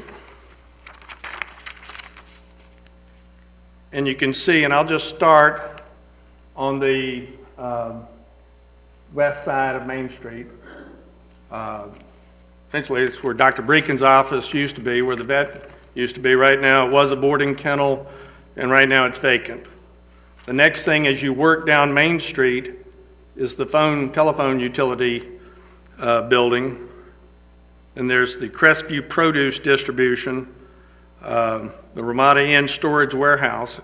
I've been here since 1986, and I'm pretty sure both of those uses have been here since the entire time I've been here. Ace Hardware, Main Street Small Office Center, Auto Works Towing and Repair Shop. As you come down, then there's Dr. Nutt's, Jerry Nutt's Warehouse. There's a dog groomer and a marine canvas shop. There's an antique shop, a vacant lot, and then there's the post office. So then if you get on the other side of Main Street and work your way back up, you've got Eglin Federal Credit Union, you got Gulf Power Utilities, Destin Water Users. There's an office building that I'm not sure if it's vacant or not, but it's been vacant off and on for a long period of time. Then you have our lot, or pre-owned. Then you have the old Coastal Bank and Trust bank site, and then you have a convenience store. And I have to just say that's been those businesses have been there a long time. You have an and we'll look at the town center CRA in a second. The Gulf Power Utilities, Destin Water Users, that's an industrial or institutional zone site. The actual to the right or east of us is the industrial park. So if you look at these uses up and down Main Street, that's kind of the very definition of an intense, diverse, mixed use of commercial uses. And so I think that looking at that, you can kind of see that my client, adding the sale of boats, not servicing the boats, but just the sale of boats on his existing lot without changing the building or anything, is not going to drastically change the character of Main Street or the TCMU zoning district. And the last thing that I'll say with regard to the staff report is the staff report, I think, goes over the top a little bit when it says, if you allow this as a text amendment, as a conditional use within your TCMU, that it's going to have far-reaching effects, that it's going to lead to the proliferation of boat dealerships throughout the community. Well, I mean, I think we all kind of look and say it's Destin is the world's luckiest fishing village, right? It's not. Selling boats is not an abomination to the city of Destin. I hope it isn't. And we certainly have been a good corporate citizen We've been there, we've kept a very clean business. Everything up and down Main Street, I would point to or pre-owned and say they keep their lot clean, they work the right hours, they've done everything that they're supposed to do as a corporate citizen. And I think you should look at this in the context of saying, you know, what can we do to help them? Just because we're asking for an amendment to your land development code, for a text amendment, doesn't mean it's a bad thing. I mean, I think that the selling of boats within that area is, frankly, it's just not a bad thing. I don't, you know, frankly, a lot of times I hear the argument that somebody just makes a big, expansive argument, well, if you do this, then it's going to lead to proliferation of whatever, or they kind of generalize. When I hear that, I don't really think somebody has a great argument. I think they're just trying to, I don't know, trying to scare you or whatever, but I don't think that a text amendment is a hugely bad thing and that allows boat dealerships in this area. And once again, this is just the first step for us. And that's what I'll leave it on is, if we were to go forward, if we get the text amendment that allows this, we still got to go back to the Board of Adjustments. They can deny us totally and say you're not compatible. They could deny us, or they could approve it and say, yeah, but you got to do X, Y, and Z. You can't change the intensity. You got to make your service area off-site. You got to keep the same hours and so forth. So I would ask that y'all keep an open mind when you discuss this tonight and look at it and hopefully grant us this text amendment. Thank you. Thank you. And if there's any questions while I'm up, or... Yeah, you may want to stay pretty close. Ms. Lejeune, Mr. Shirley, comment? Yes, sir. Staff had recommended against allowing for this text amendment. What you see up on the screen is what is there now. But the CRA was created because there was a different vision for that particular corridor. The city was able to do the road improvements to the corridor, which at one of our previous CRA meetings, you were able to see the before and after pictures. Based upon the vision of the CRA, we had before the downturn several mixed-use developments ready to come into the city. Mixed use being Class A office and some residential mixed with commercial retail and restaurants that create an ambiance of a pedestrian-friendly, walkable downtown corridor. In order to achieve the vision of a CRA, you need to stay true to the vision. We've not seen any activity in that area for some years, not only because of the downturn, but because we are upside down in the financing right now of the town center due to doing the corridor improvements. We will be coming out of that tunnel within the next few years, and the city is ready to go forward to start actively working the CRA plan, to actively recruiting the types of mixed-use businesses, retail, Class A office space that was the original vision for the CRA. There are areas in the city that welcome boat sales. The council had created the vision of the harbor corridor, which currently has boat sales, which could accommodate additional boat sales right on the harbor next to the water. To put boat sales into the CRA, the town center CRA mixed use, is not conducive with the vision, the long-term vision of what that town center was meant to be. You've heard that already the staff recommendations as quoted in the body of the presentation. And we truly believe that at this point, a planned pedestrian-oriented mixed-use center of employment, commerce, city center living, civic and cultural enrichment is achievable in that town center CRA if we are just patient and allow staff to follow the vision that was created by the City Council. So again, staff's recommendation is not to allow this as a conditional use text amendment. Ms. Sher, on the process that was described, did you have any disagreement at all with the? I agree with the city manager's comments and with the staff comments, and I did want to point out that if it is allowed as a conditional use, then both the procedures and protections of that process will attach to the property owner, and the property owner will then be able to, any property owner within the area will be able to pursue an application.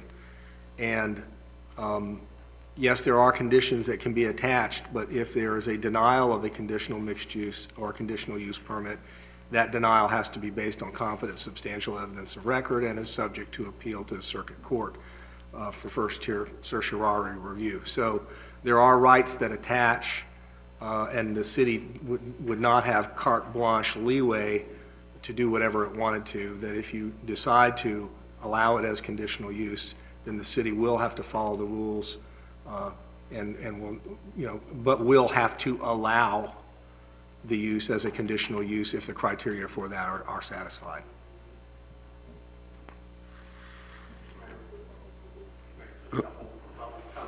Yes.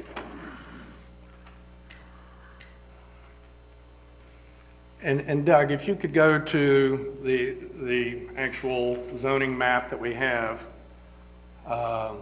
that's essentially your TCMU, but if you could, that's the TCMU, but if you could put the zoning map up as well. You can kind of see within that zoning map, this is what you're looking at as you go within your town center CRA. You have industrial use to the north and actually to the east of Orr Pre-Owned or Motors. And then all of that blue that you see south of us, that's all institutional use. Then you have within the CRA, you've got the ROI GD, which is the residential, office, institutional, general development. And then you have the TCMU, which, and Hank, I don't know if this has happened yet or not, but part of that is general commercial, and been informed that that would have all eventually become TCMU. So I'll point out a couple things here, and I know Ms. Lejeune is very new to the area. I've been here since 1986. I can tell you, as long as Tripp Talbert owns the Ramada Inn, that warehouse is going to stay there. I don't think Destin Water Users is going to move. I don't, to be honest with you, the utilities that are there, they're not going anywhere. So it's all, one of the things, one of the policies that I brought to your attention is you have to look at the established land pattern. And you do want an intense mixed-use development up and down that corridor. The corridor's been improved. It looks great. But you have to look at and be realistic about what you're looking at. Are you going to have people walking up and down Main Street going past the utilities and so forth? And, there might be a restaurant that's put in there. Hasn't happened since, well, there was one up next to the post office about 5 or 10 years ago. Last time I've seen that happen. Let me get you to speed this up just a little bit. I'm certain that you aren't trying to indicate to the city council that they cannot have a vision of what they'd like to see in the future. So what is sitting there currently does not necessarily play a big role in this. It's the direction the city would like to go with their development into the future. And that I don't want to cut you too short, But go ahead, you The only finish. thing- And I'm all in favor of the CRA, and I'm in favor of keeping businesses there.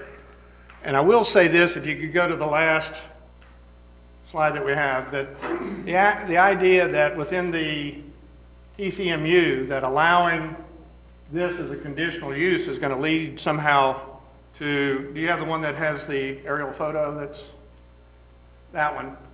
There's essentially, within the TCMU, 2 vacant parcels of land that face 98.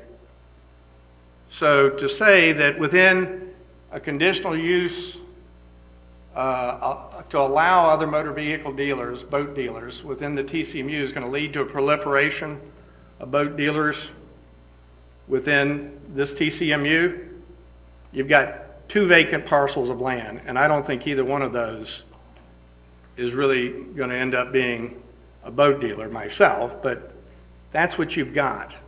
So I would just ask that you rationally look at this. I do think that the city, I'm very impressed with what the city did with Main Street. I've been here a long time, they improved the heck out of it, but I think you also have to look at it in the context of what are those existing businesses, and are we doing anything that's going to hurt the residential areas around? Are we doing something that meets your comp plan policies and objectives? Thank you, Mayor.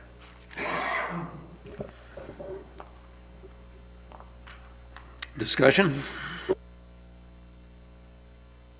Councilmember Foreman? I'll take a stab at it first. Certainly, I'm familiar with the Town Center CRA. And I know that the effort that we went to establish that particular location, there were a lot of doubters, and still are, about the success of that area over there. And at the time that it went in there, you had to realize how bad it was. I mean, it really was unsafe and everything else. Well, over the years, other businesses have moved into that location. And the concept of having a main street was part of the original vision. It was to establish a central location in the city that we would call Main Street, even though its real name is Main Street. But we wanted it to look like a traditional Main Street. What I'm finding a little bit difficult, when this subject first came up, I too raised questions about whether or not it was a practical idea to try to sell boats on an automobile lot, and thought of it. And the more I've looked into it, I have no problem with that, especially if conditions are attached to it. And I think the recommendation here is to at least give the Board of Adjustments an opportunity to review it. The local planning agency was a split decision. It did not come out either way, even though the staff position was to deny it. It was a split decision. So what I'm saying here is that I'm having a hard time saying I live here in the city of Destin, we're trying to turn down the sale of boats. I mean, it just defies gravity. And so, I'm willing to give them the opportunity to at least go to the Board of Adjustments. I didn't realize until recently that the Board of Adjustments was the agency that could attach conditions to the application of this sort. And I guess it may be the first time in the city's history that they've ever done that. I don't know. If not, it's number 2. But the fact is I think we ought to give them a reasonable opportunity to make their argument before the Board of Adjustments, and that's not an easy thing to do. Those people are tuned up to say no. So I would say I would like to see it go there, and in that fashion, I'm going to make the recommended motion. Not the recommended motion. I'm going to make the motion that the City Council approve the proposed ordinance 16-14-LC on first reading. Second. We have a motion. Do we have a second? We have Second. a second. We have a motion and a second. Discussion. Mr. Dixon?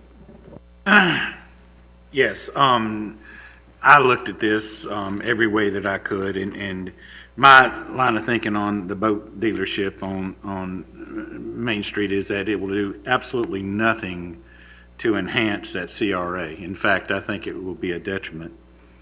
You look at boat dealerships in other areas and other cities and close by us, and what you see is there are a bunch of boats scattered around everywhere, and you got a little small sales place that they go in and do their business. And I can't see how that's going to promote any construction or any development in that general area. And I do wonder about the fact that you know, we're going to have, right now we have big tractor trailers that are pulling into the produce place and blocks traffic. And I think what we're going to do is we're going to find that the boat trailers that they would use to pull the boats that are on, all of them are probably going to be blocking the roadway a lot more than what we would think on this thing. And I just can't see taking our town center CRA that we're having so much trouble with financing and making sure that we fund properly and doing something like this to it, in my opinion, that's going to lessen the value of that property, and I just cannot go along with it. Thank you. Councilmember Ramsell. Thank you, Mayor. Mr. McGill, I actually had a few questions, if you wouldn't mind.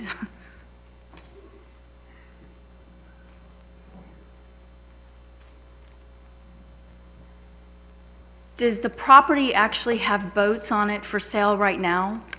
Look, and there's no question, we didn't know. We put a sign up for a marine dealer. We put boats on the lot. So code enforcement, I mean, we just didn't know. Other motor vehicle dealers, we didn't know that meant boats, all right? So we do have, code enforcement came out and said, just leave them here until you get through the process. And so we made an application, frankly, back in January for the permitted use that I discussed earlier. And that was withdrawn, and they made a subsequent application in March or moved forward in March to come in as a conditional use. So the boats have remained there. Code enforcement basically, you know, have said, you know, you can leave them there until we get through this process. Obviously, if we don't get through tonight, then I think code enforcement. But that's the city of Destin. I think they looked at it and said, okay, you've done this.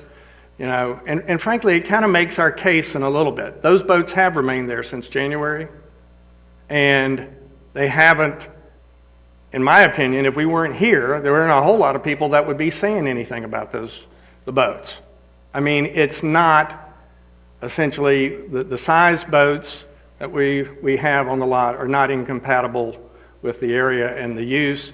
And one of the things that I would say to Mr. Dixon is the Board of Adjustments can go back and say, you know what, we're going to limit the size boats that you could sell. We're not going to allow you to put a 54-foot boat out here. You can only do, you know, a max of X. And so those are the kind of things that the Board of Adjustments is set up to do in a conditional use application. Right. You know, it's always difficult when you have comments and things that might not be taken well with somebody that you really know and respect, and I deeply respect you. Thank you. So please understand and take this from the perspective that I dig into things and I look for facts. So I have a letter that was sent by Hank Woolard, and it was dated 12/21 of 2015. And it actually stated that you had 30 days from the date of 12/16 to either submit the text amendment or to cease any sales and do not add any inventory. Can you respond to that? And Hank might can respond to it better than I was not involved in this until up into March. But yeah, the idea was that, I think just what you said, is they did submit a text amendment request. Basically kind of working with staff, we decided that we would withdraw it and come back with a conditional use as the request. Right, So I Hank guess. might can be able to respond a little bit more accurately than I can, Ms. Ramsell. I don't know the answer to your question. Sure, because, you know, when we look at the application that we all received, the date of receipt is actually May 5th. which obviously We is got started- substantially more than 30 days. I got started in my office in March, but the idea was, and I recommended this too, to give the board that flexibility and to give the city that flexibility with the Board of Adjustments to come back in as a conditional use. But my understanding, I did look at this morning, is that the original application, I think, was made in January of 2016, within the 30 days. Did you have anything you wanted to add to that, or is that, if you don't, that's fine. If there's a question for staff, we'll be happy to answer. Okay, yeah, no questions. I was just trying to see if you had anything to shed. With that said, the concern I have is, I look at the website and it says that, I mean, I have pictures here that go back from October 25th of 2015 with boats on the property. I have them from December of 2015, October of 2015, April of this year. So even April of this year is during the process when there was not supposed to be any new inventory. And at least 2 of these boats are new inventory according to the archived website. I'm not sure what you had just read earlier, either to make the application or, leave them there once you made it and sell. All I can say is, from our standpoint, is they didn't know. I mean, obviously, we wouldn't put marine on they spent a lot of money on the sign that's up there, and it says marine. They didn't know in October or November. I don't know when code enforcement came out, but, nobody was trying to hide anything, obviously. It's put up on the sign, so they didn't know.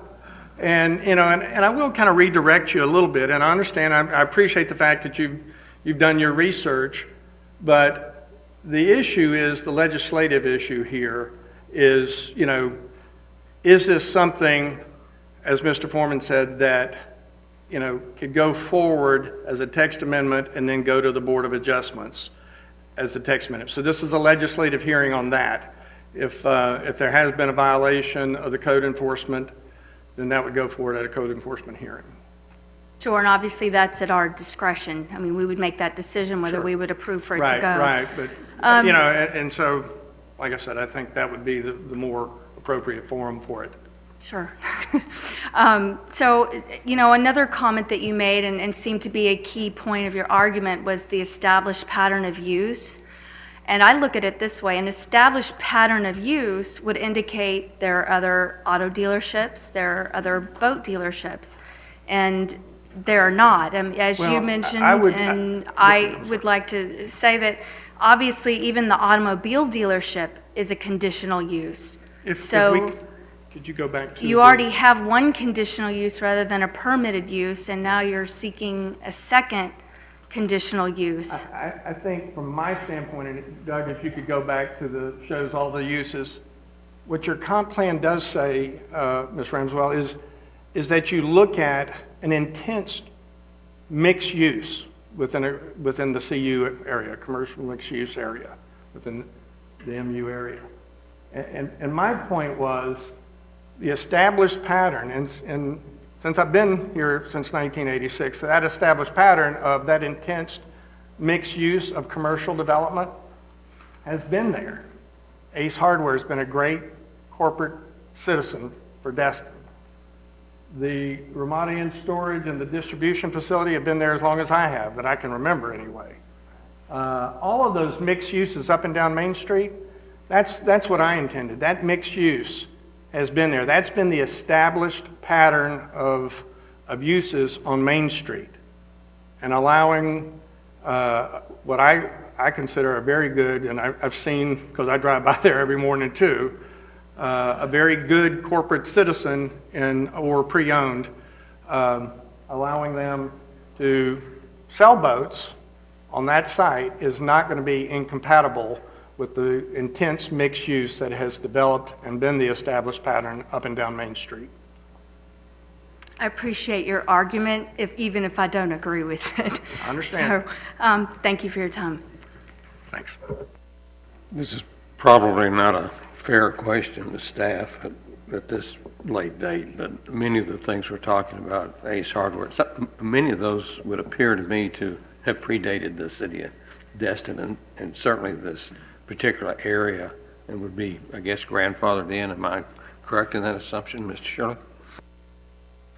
Well, many of those uses predated this particular, the town center mixed-use creation of the town center CRA. Many of them did, some of them did not. But most of those are, still would be allowable uses in the town center CRA in TCMU. Mr. Braden? Thank you, Mayor. You know, I personally have no problem at all with the boats down there. You know, when I first went by a long time ago, there was boats there. Didn't think nothing of it, thought it was great. But, you know, it's not for me to sit here and decide, you know, let me back up. There's a lot of people in this community, including myself, have been really basically just sick and tired of getting treated by the city staff and the city council over the years based on how they rolled out of the bed in the morning, whether they like something or they don't like something. We've turned down a gentleman on Airport Road because he wanted to sell cars. Well, it wasn't permitted. So we turned him down. So now we've rolled out of bed and we have somebody want to sell boats. And now we're going to allow that. So, I mean, I just don't get it. If it's, you know, and you say that the LPA came back, you know, they were split. Well, the LPA, that's another thorn in my side. We're going to get to that here in a little bit. But the LPA members ultimately have one primary responsibility. One. They got one primary responsibility, which is to answer the following question. Is the agenda item, proposed amendment, or item before the LPA consistent with Destin's comprehensive plan? This is not. But yet we have individuals on that committee that are saying, well, I kind of like it. You know, I think it'd be great. Well, it's not up to them to sit there and say, well, I think it'd be great. I like it. You know, I think it'd be a great access. Well, it may be, but it's not their job. It's not what they're to do. So, I mean, I can't, you know, I'm not going to start the whole, you know, based on how I rolled out of bed one morning, how I feel about boats or cars or anything else. If it says you can't do it, we've told one gentleman he can't do it. You know, we have somebody else coming before us wanting to do something else or along the same lines, and we're considering, or we're going to tell him, yeah, then we're going to get this gentleman back in here wanting to sell cars. Well, you told him he could do it. Does that just mean you just had a good day and you decided you wanted to approve this, and tomorrow's going to be another day and you may not be in a good mood again? And I mean, like I said, I have no problem with it myself, personally, selling boats down there. I mean, top-notch operation. They look great. Doesn't bother me, but it ain't up to me. It ain't how I feel, or, you know, well, I think it's a great idea, because they may be a guy come in here one day and want to sell, you know, start selling horses down there. Well, you know, I don't think that's a great idea. Well, somebody else might think it's a, you know, wonderful idea. So, I mean, you can't, I mean, people's just getting tired of being treated, you know, just on how, you know, from one day to another, it's like things are changing. It's on, you know, whether they think it's a good thing or not. So, for that reason, I can't support it. Yeah. Any further comment? Anyone, any member of the council have any further comments? Mr. Morgan? Excuse me, your time's really kind of up. If they want to ask you a question, we'll do that. You know, they're selling cars there anyways. I don't, you know, cars, boats. I don't understand the difference. I don't think we're opening up the floodgates. I don't want to say that anytime someone wants to change a use that we're going to allow it, but I don't understand. They're selling cars, and I've got a pretty good hunch that War Automotive won't be selling that property. They're going to be selling vehicles one way or another.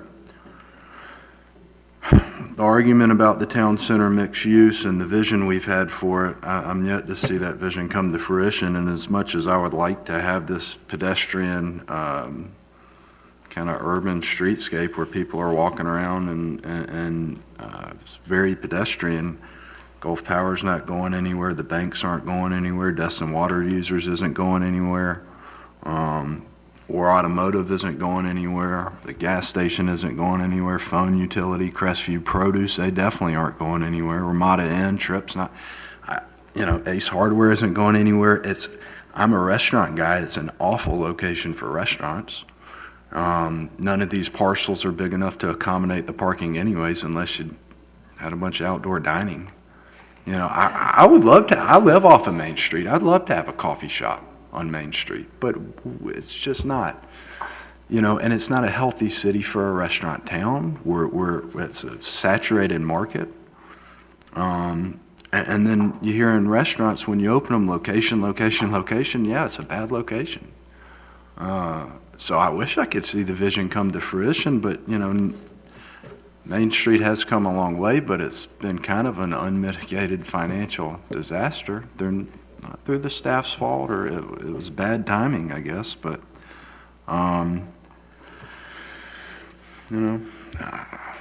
post office isn't going anywhere. I don't see this transformative.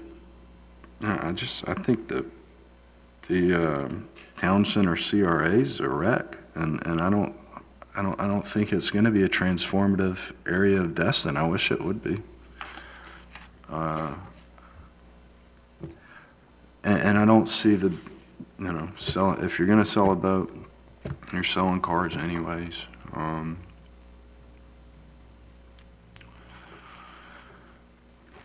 think that's probably it. Mr. Braden.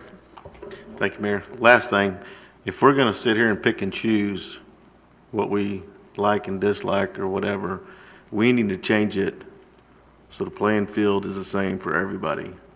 So everybody's playing by the same rules. They're not coming up here asking us to pick and choose what we want to do. I think that the playing field needs to be the same for everybody. That's all I have. Ms. Ransell.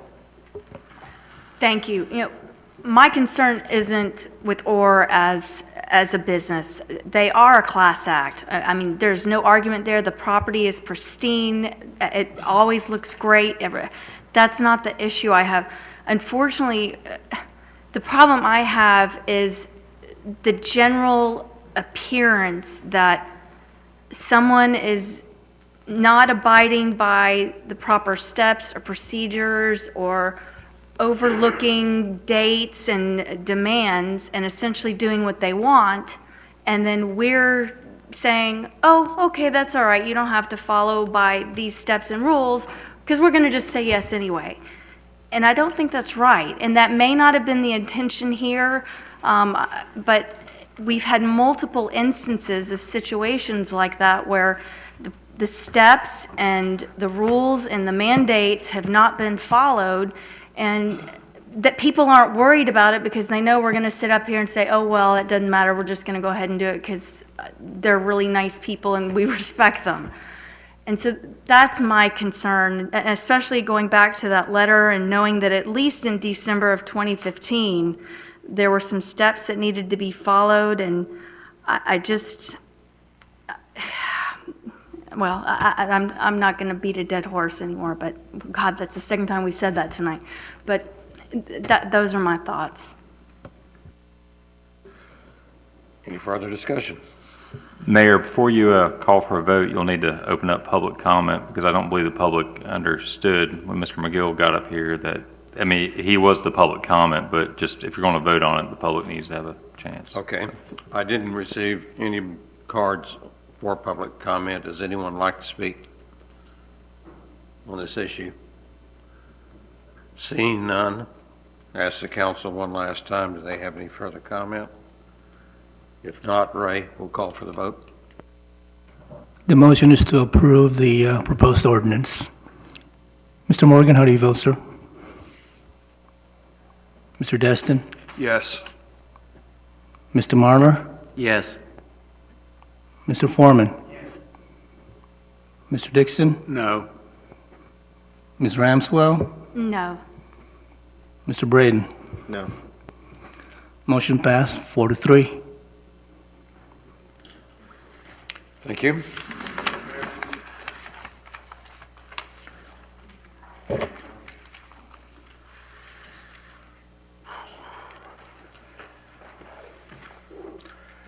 There's a public opportunity to speak on council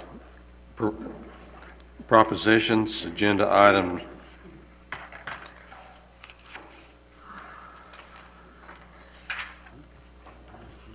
Yeah. 8, 9, 14, 25, and 27A. Is there anyone from the public that would like to speak to these items? Not seeing any. Ask for a motion from the council if they want to approve the consent agenda, which is only a single item. I'll make that motion, Mayor. Have a motion. Do I have a second? Second. Motion and second. Any further discussion? All those in favor, Ray, please call the. Mr. Morgans? Mr. Destin? Yes. Mr. Marlar? Yes. Mr. Foreman? Mr. Dixon? Yes. Ms. Ramswell? Yes. Mr. Braden? Yes. Motion passed, 7-0. Resolution 16-22. Mr. Burns, would you read by title? Resolution 16-22 by title, a resolution of the City Council of the City of Destin providing authority for the city manager to enter into a contract with the Panhandle Animal Welfare Society, PAWS, for domesticating animal control services within the City of Destin for fiscal year 2017 and providing for an effective date. What's the pleasure on council on this? Would you like to read all three titles at once and vote on all three together? You want to discuss them individually?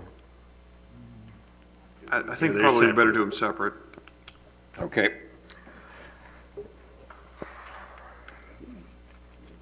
Ms. Lejeune? Yes, the PAWS contract is, PAWS is the non-for-profit agency. They are permitted and licensed for domestic animal control activities. Their service areas are Okaloosa County and its municipalities. Their funding sources are the contracts, annual contract with Okaloosa County and the municipalities. The contract is for the amount of $45,975. This is the identical amount that was paid in fiscal years 2014, 15, and 16. We also agree to pay $75 per call for any weekend service that is required. Historically, we have had approximately 12 weekend calls per service per year. Could I have a motion, then we'll go to discussion? I move acceptance of the PAWS, Feline Friends, and ECWR contracts and authorize proper execution. Second? Second. Are we on 22 or 23? Just to point out that we're only dealing with the PAWS contract. Only on PAWS. I have a motion, I have a second. Discussion of council? That's the 23, we're not there yet. We're still on 22. He said 23, so did he change the thing? I amend my motion. Okay, the motion has been modified to reflect 22. Who seconded? Accepted. Accepted? Okay. Discussion. Call for the vote. Mr. Mayor, did I hear Mr. Morgan says he amend his motion, or Yes, he amended his motion. To just To six- reflect the We're correct doing them one. one at a time, correct? Okay. Yes. Okay, Please this is call for for the vote. Resolution 16-22. Mr. Morgan? Mr. Destin? Yes. Mr. Marlar? Yes. Mr. Foreman? Yes. Mr. Dixon? Yes. Ms. Ramswell? Yes. Mr. Braden?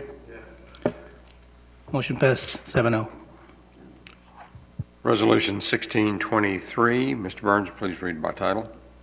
Resolution 16-23, a resolution of the City Council of the City of Destin providing authority for the city manager to enter into a contract with Feline Friends of Destin for the humane control of feral cats within the City of Destin for fiscal year 2017 and providing for an effective date.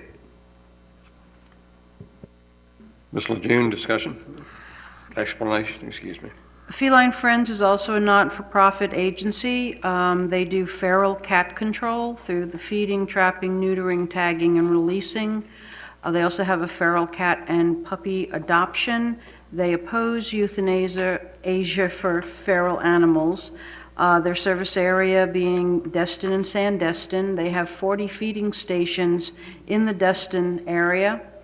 Our funding, the funding that they use as contributions, and our contract amount is $10,000, and this is the same amount that we paid in fiscal year 2015 and 2016.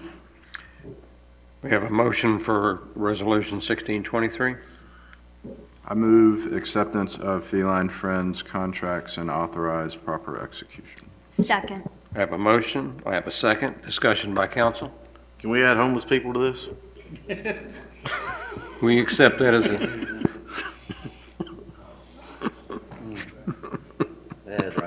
bad.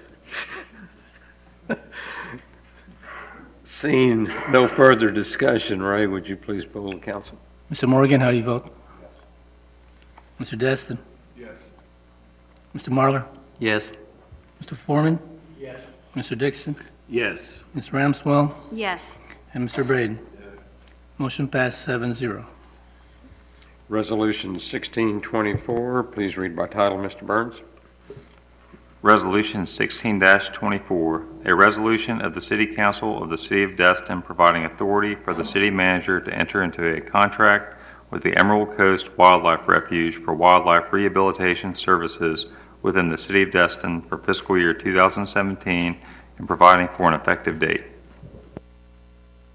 Ms. Lejeune, explanation. The Emerald Coast Wildlife Refuge is a not-for-profit agency. They're permitted and licensed through the federal and state fish and wildlife commissions. They deal with wildlife only. They service the Florida Panhandle. Their funding comes from grants, contributions, and contracts for specific services. Their contract amount with the city is $3,000. This is the same amount that we paid in fiscal year 2015 and 2016.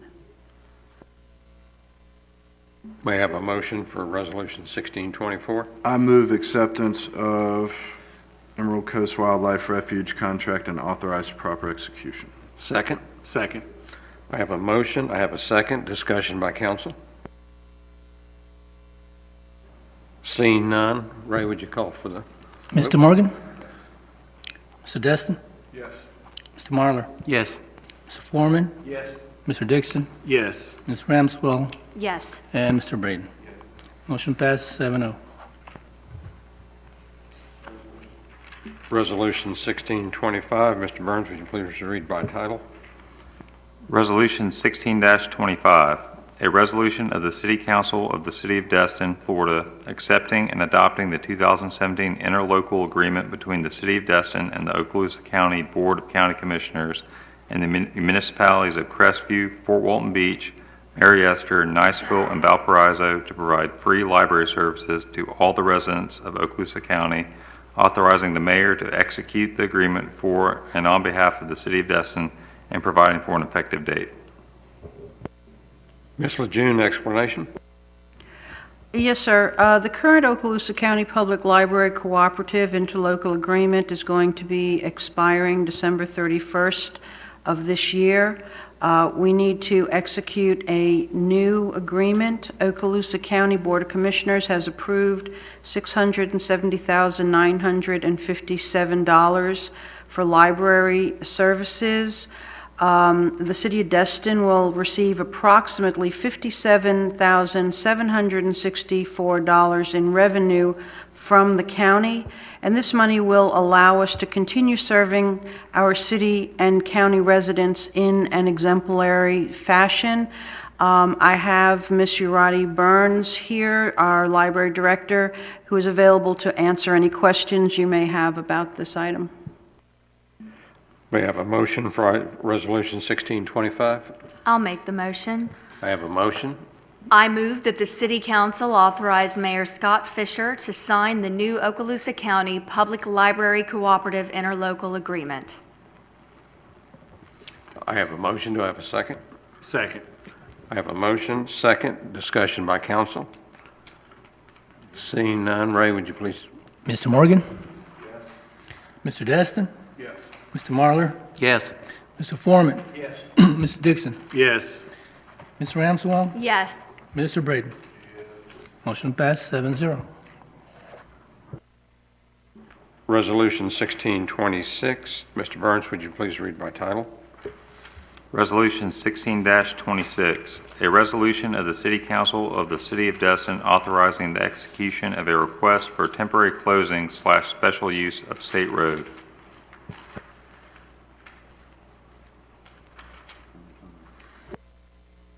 Ms. Lejeune, explanation.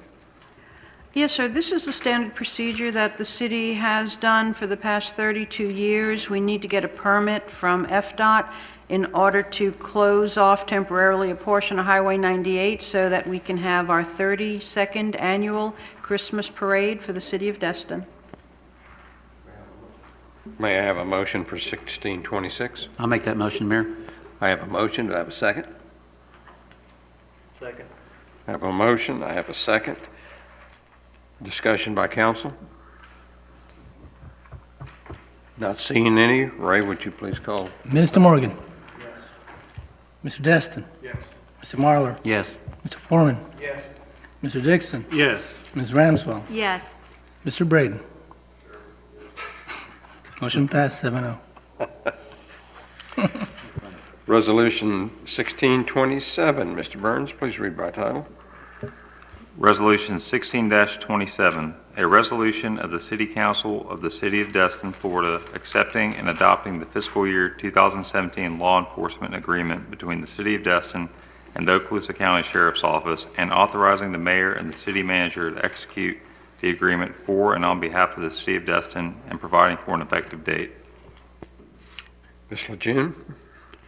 Yes, sir. This is the annual renewal of our law enforcement agreement with the Okaloosa County Sheriff's Office. The proposed fiscal year 2017 contract reflects a 2% increase for the basic sheriff services, and then an additional $75,000 for a Marine Patrol unit. Total staffing will remain at 19 full-time positions, which includes an investigator and a front desk position. The proposed agreement will total $1,842,705 for fiscal year 2017. This includes the new Marine Patrol unit, and the agreement will run from October 1st, 2016 through September 30th, 2017. Can I have a motion for Resolution 1627? I'll make the motion. I move that the council adopt Resolution 16-27, accepting the fiscal year 2017 law enforcement service agreement to provide law enforcement services to the city of Destin by the Okaloosa County Sheriff's Office from October 1st, 2016 to September 31st. That should be a correction. There is no September 31st. Sorry. So September 30th, 2017. Thank you. Good catch. I'll second that with, if I could ask the question. We have a motion, we have a second. Mr. Dixon, you want to Yeah, I just wanted to make sure that the $75,000 that we're going to pay extra for the Marine Patrol unit for the harbor is basically going to be staying in the harbor. Unless, of course, they're called out to assist or something like that. So is anybody could give me that assurance? Yes, sir, because the contract is for a Marine unit specifically for the city of Destin within our harbor. So our belief is that they will be in our harbor. All right, thank you. Further questions or discussion by council? Seeing none, Ray, call the question. Mr. Morgan? Mr. Destin? Mr. Marlar? Yes. Mr. Foreman? Mr. Dixon? Yes. Ms. Ramswell? Yes. Mr. Braden? Motion passes 7-0. Okay, project reports and comments from mayor and council. Mr. Morgan, you lead us off. Nothing tonight, Mayor, except I guess I owe an apology to Mr. Dixon. He's only spoke for 3 minutes and 18 seconds tonight, but who's keeping count? I heard your comment last meeting, and we'll count them up from since the time you've been on here. So, nothing else. Mr. Destin? Nothing, Mayor. Thank you. Mr. Marlar? Thank you, Mayor. Just a couple of quick things. I want to commend the staff on the memorial service we gave for Tammy last week. It was a wonderful, I guess, a send-off to another land for her, in a sense, but she's going to be sorely missed, and I know that you can always say who's going to be the replacement, but you can't replace them. You can put somebody in that position who might do a different job in a different way, but Tammy can't be replaced, and I'm glad that the city did what they did, and I'm thankful that we have such a great staff that showed up there to show their support for their family. That's all I have, Mayor. Mr. Foreman? Just one thing, Mayor. As you know, 3 of us attended the legislative meeting of the Florida League of Cities down in Kissimmee, and the purpose of those meetings was to identify legislation before the legislature this year that the League of Cities will support or not support. I think in view of the fact that we have a legislator from this body that's going to be on the legislature, that we ought to be knowledgeable in what he's up to. And I think it'd be to our benefit. That's all I have, Mayor. Councilmember Dixon, would you Thank like to you. defend yourself? Yeah. I'll get him back. I have a couple things tonight, Mayor, and if you would, Doug, could you bring that picture up? But I'm going to say one thing before I get to that. We lost a firefighter, not this Sunday, but the past Sunday. Battalion Chief Mike Urinda passed away, 47 years old. Been a long week. His funeral was over the weekend, and just please keep the Urinda family in your thoughts and prayers, if you would, please.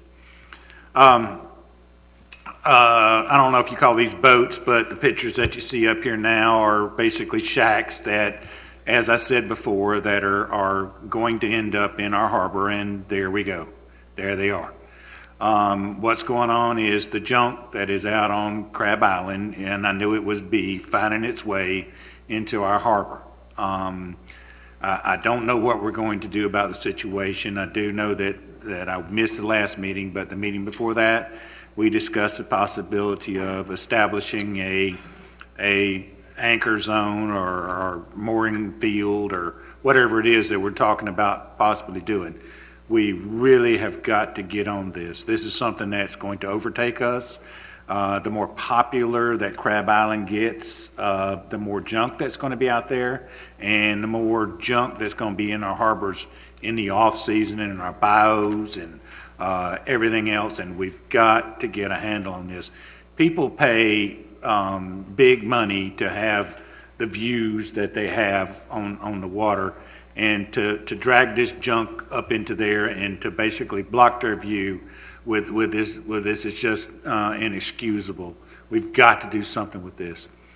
I've also been told that Marler Bio there in Destin, that there's a big possibility that we're going to have a bunch of this kind of stuff that's going to be appearing there in the near future, and I know that we've got to do something. So where are we on what we intend to do with these mooring fields or anything else that would help us get a handle on this stuff, because it will get out of control.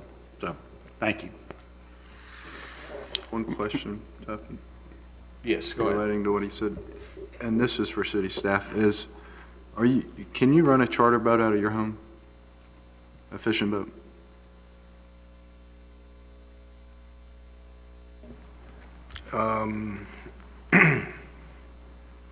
By home, I'm assuming you mean a single-family residence.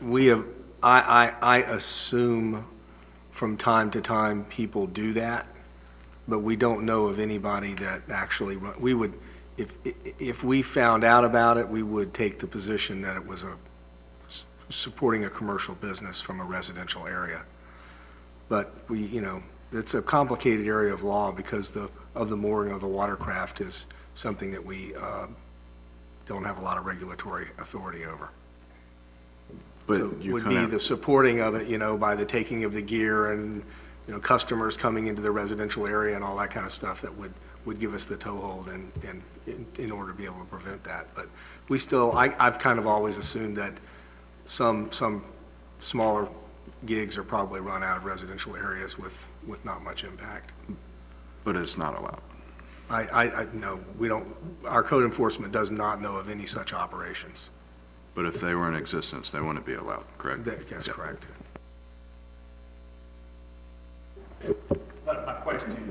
My question is to staff, have we gone any further with examining what we can do to establish these mooring fields or whatever we talked about?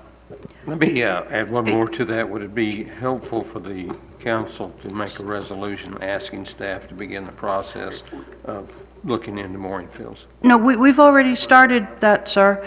After Mr. Dixon first brought it forward, and I had asked Mr. Steve Schmidt to start doing some research on that. He has done some preliminary research.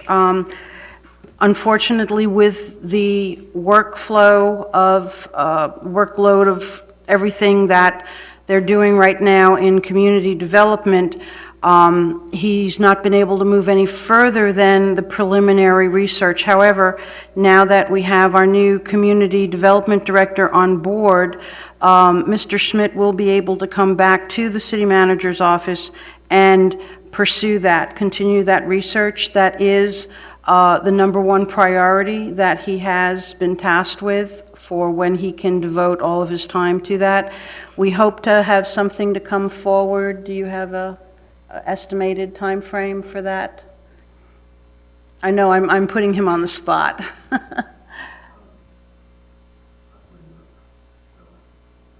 Okay, so hopefully towards the end of November, definitely before the end of the year, we will have a presentation to this council on what it would entail to create mooring fields within the city of Destin.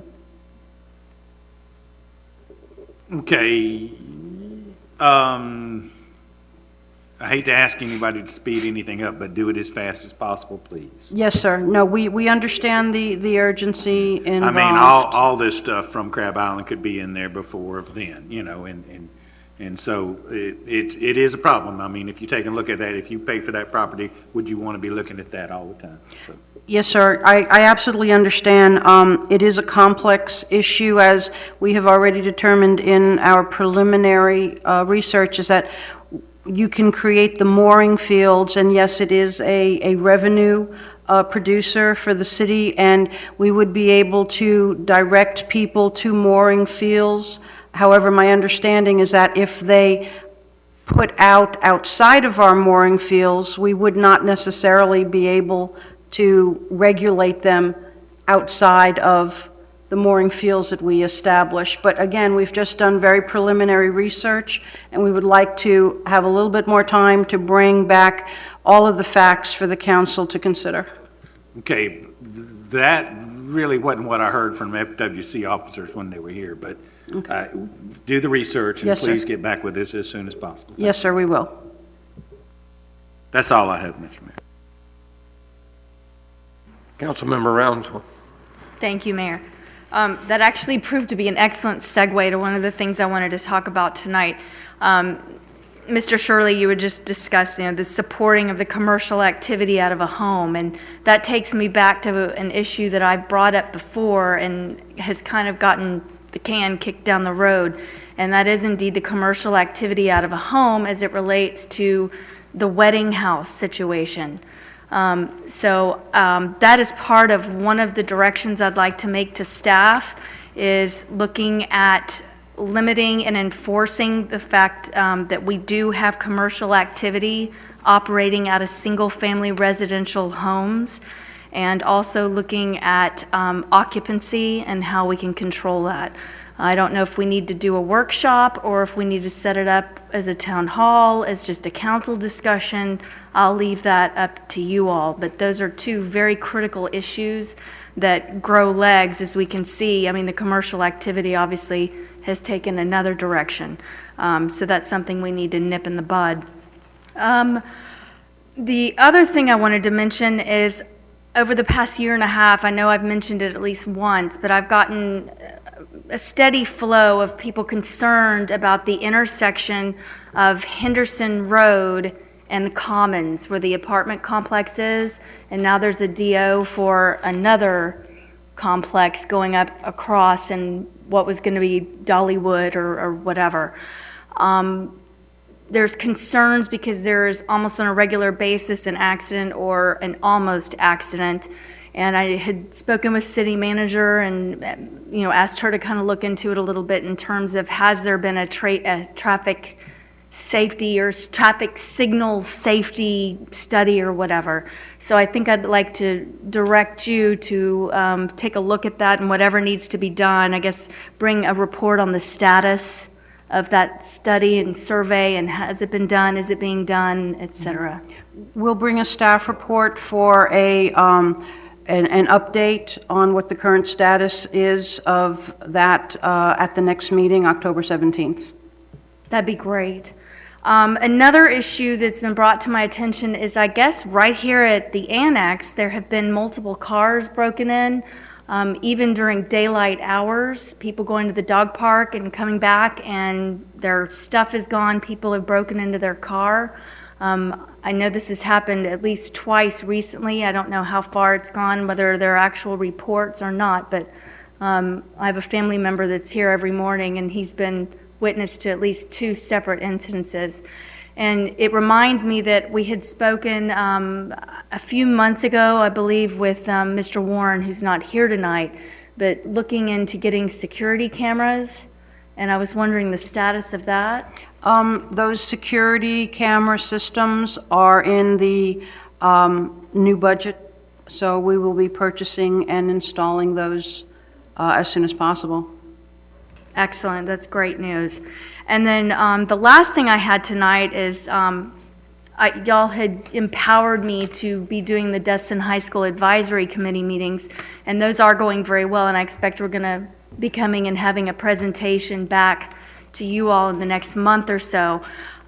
With that said, though, we've tried to have meetings at the annex or at City Hall, and we've run into this situation where there's a time limit because staff obviously has to leave. We have to pay them overtime. And it was funny because one of the members of my committee is a former councilman, and he said, well, why don't you just lock up? And I said, well, I don't have keys. And apparently at some point in the past, council members had keys. So I was wondering if that's something that we are supposed to have, if that was a practice that was stopped, or what that status is. I have our finance director who is indicating to me that that is not a policy or a practice that we're aware of. Maybe it's something that just sort of phased out over the years, I don't know, but I thought I'd bring it up in case that was something, if there is a need and if it was a possibility to look into it, so. Can't leave the facility open to non-employees. you are a non-employee, even though you are a city council member. We have a right to, especially the building next door and the building here have got a lot of private information on development orders and developments that people are in the process of going through the certification of. Next door, we've got a lot of private information, and we can't leave the building open simply to allow for a city council member to have a meeting with no staff there to ensure that there's no wandering or whatnot throughout the city hall. So I'm sorry. You can use the library. They're open late. We used the community center last time, and it was a fine alternative, but it just, obviously, this was a little bit more central. But I just thought I would ask because the council member said that they used to, and obviously it's something that's phased out or was not official. With the new camera system that you mentioned earlier, we're actually going to rekey the whole city, and we're going to basically take away all the keys that the city staff for the most part have because they don't have a need for them anymore because of the electric locks that we have now. So that probably they won't be available for a very few number of people anyway in the future. Okay, great, and that's all I have. Thank you. All right. Councilmember Braden. Thank you, Mayor. When you're rekeying things, you may want to go down and rekey that, the money box down at the boat ramp, because I think there's one employee that's helping herself to it periodically and taking some funds out of it. Anyhow, I was going to get on this thing with the LPA and specifically that committee that's, I don't know, doing what they want to do. But I think that's just going to be a huge waste of my time. But I'm going to get on the Mr. Dixon's bandwagon about the boats. I know we issued something with the code violation in Marler Bayou. And that got thrown out because that was a vessel. We couldn't do anything about it, but it's still commercial activity going on, and we can't do a mooring field in there.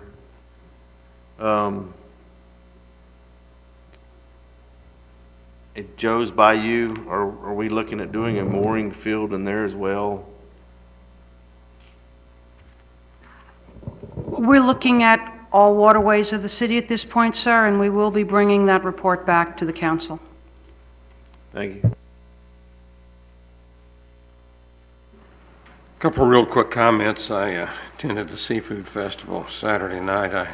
Judging from the crowd, again, I think it's probably a real financial success.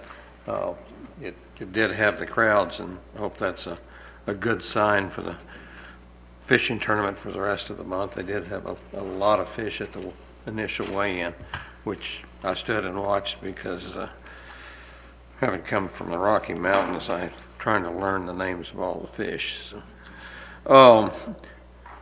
Mr. Marler, you had an additional comment?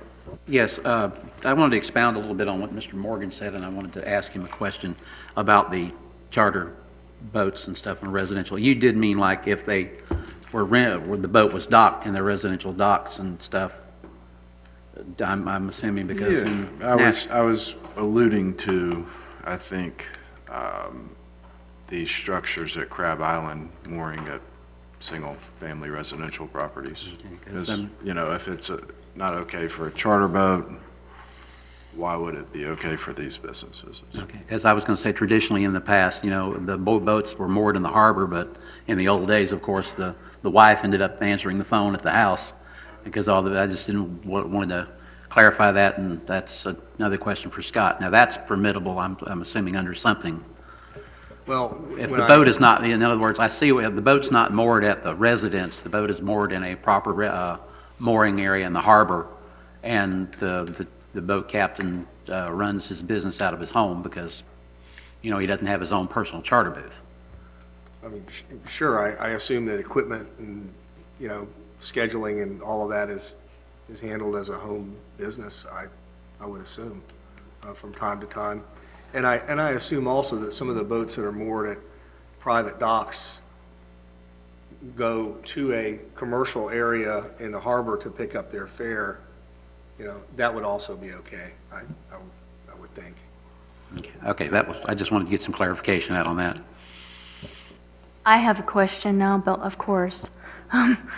Building on that, where is the distinction drawn between operating a business out of a home and commercial activity out of a home?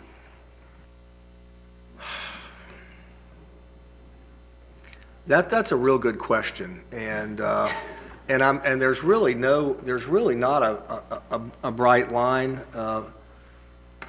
to tell the difference between the two, but we do have certain home occupations that are allowed by code to be run out of the house.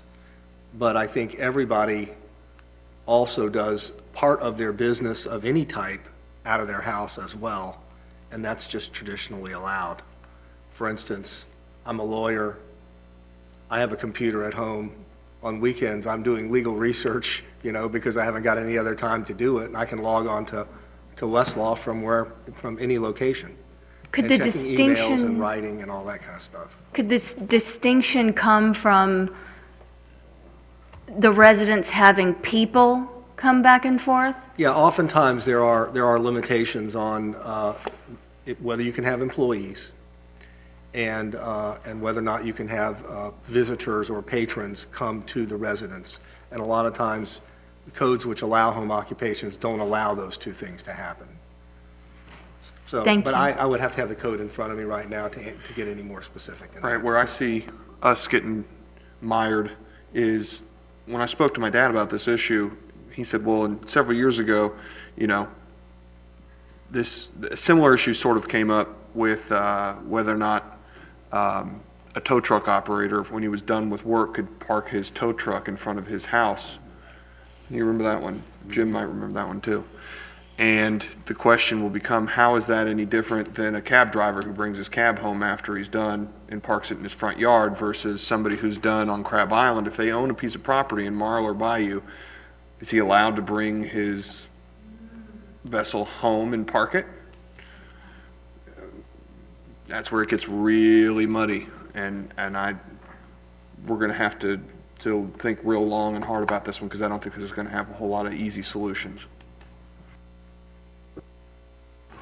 I have a comment to that. If you own the property, that might be one thing, but, what's going on in a lot of cases is we have a lot of people that are basically just paying the property owner a certain amount of money just to be able to utilize their property to go and come and stuff like that. So, so when we talk about this and when we discuss this, we gotta look at it from a standpoint of how are they using it? Is this something that where they're going to bring a charter to their house and then leave from that house and go fishing, or are they going to bring their people to park in the yard and rent their pontoon boats and wave runners from that, or are they going to just store something there because they actually own the property? So there's a big difference in all of it. So, I think that we got to look at all of it, and if we don't, like I said, get some sort of handle on it, we're going to be overrun with this stuff because it gets more popular in certain places, and then we're just going to have, now we got 15, next year we're going to have 30, and the next year it's going to be 50, and there's no place to put all this stuff. So, thank you. Yeah, and I don't want anybody to interpret my comments to be dissuading anybody from trying to tackle the bear, because I foresee the Crab Island issue being a very, very big one. But I do understand that at the end of the day, I think the Crab Island issue as it stands right now is that somebody's getting paid to store a bunch of the Crab Island stuff in Marl or Bayou, and they don't own the property. And the question is, of course, we know, I think under the DEP doesn't even allow you to rent your slips to somebody if you have a private dock and that's your private residence. But we also know probably half of Florida's docks are being leased under the table to people all over town and all over the state, and it's just ignored. And if we're going to be going and tackling them, are we opening up a bigger can of worms where we have to actually tackle that issue? I'm just saying, we're signing ourselves up for a lot, but we got to think about this creatively. That's what we get paid for in the yeah, that's what we get paid for. If I can go out a little bit on a limb from following Mr. Braden's comments earlier, we had two members, I believe, of the CRA, at least one of them was a couple that was at the meeting last time, complaining there's really no funds for it to function. Tonight, I wouldn't call it spot zoning, but we picked, if we're going to look at individual lots and move them out of the original intent of it, I'm not criticizing either one of them. I just would like to put on the table, do we need to redirect that CRA or just do away with it? Just something to plant a seed in the back of your mind that if it's not accomplishing what it was intended to do, it has little or no funding. Excuse as me. Mr. Morgan stated, doesn't seem to have much potential to do a whole lot differently. Maybe we ought to look at the whole process. Mayor, I'm afraid that we're unable to dissolve the CRA at this time. I would like for our finance director to address that briefly. I don't really need to tonight. I just want to put it on the table, and I wasn't very serious about dissolving it. I'm just wondering if it needs the direction and what we want to do with it in the future. It needs to have, if there's no funding, if there's not a lot of potential for change under the rules we have now, maybe we ought to look at the entire structure of it. Well, it's the TIF funding that goes through the CRA are paying bonds that are municipal tax-free bonds. The CRA cannot be dissolved, until that debt is retired. And so that's a topic of discussion that we just don't need to be having on the record at all. Okay. And that was not really my intent to dissolve it. It's 2032. I hate to simply go into it and start spot changing the original intent without taking a look at the overall process. He wants me to shut up, doesn't he? Thank you. Okay. Mr. Morgan, you were finished. I'm sure. Yeah. City Attorney comments. Mr. Burns. No comments tonight. City Land Use. Mr. Shirley. No comments. Thank you. We've handled 23, 24, organizational work objectives for 17. Ms. Lejeune? Yes, sir. At the beginning of every fiscal year, we present these organizational work plan objectives for the organization. Attachment A identifies the objectives that the city will be focusing on based on the council direction at the last visioning session. We will be having another visioning session in the spring of 2017 where we will review the objectives to that point and look to establishing additional objectives going forward then for 18, for fiscal year 18. The top and high priority objectives for fiscal year 17 are highlighted in green and red on the attachment A. The form shows our 5 strategic focus areas, the long-term goals, and the individual work plans with specific tasks and measures of the annual accomplishment for each objective on this form. If council has any questions regarding this, myself and staff will be happy to answer them at this time. Questions, comments? I have a question. I note that one of our goals was pursuing appropriate annexation, and I do note that the legislature passed some annexation bills that allowed larger parcels and to be considered for annexation. So I was wondering whether there had been any, on either of y'all's parts, have y'all looked into that at all for the different sections that we have that have not been incorporated? Yes, ma'am, we have. We've already had 2 interdepartmental meetings to discuss possible strategies going forward for annexation. Again, when Mr. Schmidt is back in the city manager's office full-time, he will be taking the lead on that project. we will be able to come forward to council at a future date with a proposed plan for going forward for annexation. Great, thank you.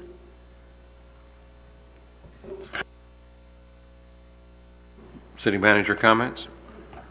We have a motion, sir, on this one? Oh, I'm sorry. Do I have a motion? I move that City Council approve the organizational work objectives for fiscal year 2017 for the City of Destin. Second. I have a motion, I have a second. Further discussion? Ray, would you call the vote? Mr. Morgan, how do you vote, sir? Mr. Destin? Yes. Mr. Marlar? Yes. Mr. Foreman? Yes. Mr. Dixon? Yes. Ms. Ramswell? Yes. Mr. Braden? Motion passed 7-0. Ms. Lejeune? Yes, sir.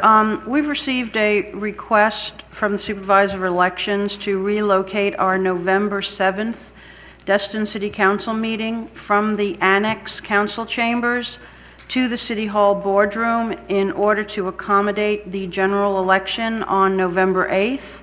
I just wanted to make sure that there were no objections from council for us to relocate for that meeting. Objections? Comments? Okay, we'll make sure that we send out the appropriate notices to let everyone know. And just on one final note, sir, I respectfully request that members of the council not make unsubstantiated accusations against staff. And I would ask that if there is any proof of illegal or unethical activity by any member of my staff, that it be brought to my immediate attention so that I can take administrative action. And that's all I have. Thank you. So noted. I'd like to ask council to give some consideration to their comments before we accuse any member of the staff without proper substantiation. Comments from the audience? You have an audience? We haven't heard from Steve in a while. Long time no see. You've been busy, I heard. Steve mentioned it won't be long. First of all, it's already been said, but condolences to the city staff that was lost and also to Chief Arenda. Obviously, a great loss for both organizations. Just something to consider. This is something we're not going to resolve tonight, but I just want to kind of bring it to your attention. I've talked to several of you individually. As you all know, and many people up here have been on different committees that the city has. The city, obviously, committees made up of volunteers, of Destin residents. It's another support mechanism for the city staff. And as a communication problem that I can talk to you about, I'm a member of two organizations, two committees. I'm not here representing either one. But I'll tell you some stuff that happens on a matter of routine. On a committee, obviously a committee is strictly a suggestion type thing. We don't have any authority. We come up with an idea, we make a motion, it gets presented to you for appropriate action. But by way of example, and something to consider in the future for staff, I'll use something that happened. There was a grant opportunity for lights that happened, this was a couple of years ago, along 98. We made that motion in the committee, we motioned it, and it kind of fell through the crack here. But by way of example, if that would have come here and some council member would have championed that on behalf of the committee, they would have said, hey, let's do this. And then they would task staff with that assignment. When in fact, several of the work projects have already been done by the committee.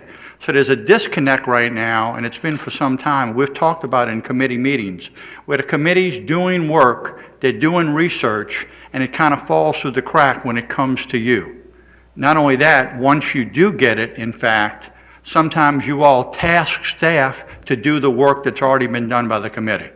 So again, we're not going to resolve anything tonight. I just want to make you aware of that. It's happened over and over. This just seems to be a disconnect with the communication. The way that a committee does something, when they don't officially come here, there's certainly been people in recent months come here with the tree committee doing a formal presentation. I understand that. but we do a lot of things in committees that get written up, and unless you all read it, and unless somebody in that committee one-on-one talks to you, so just something for consideration. Certainly not going to solve anything tonight.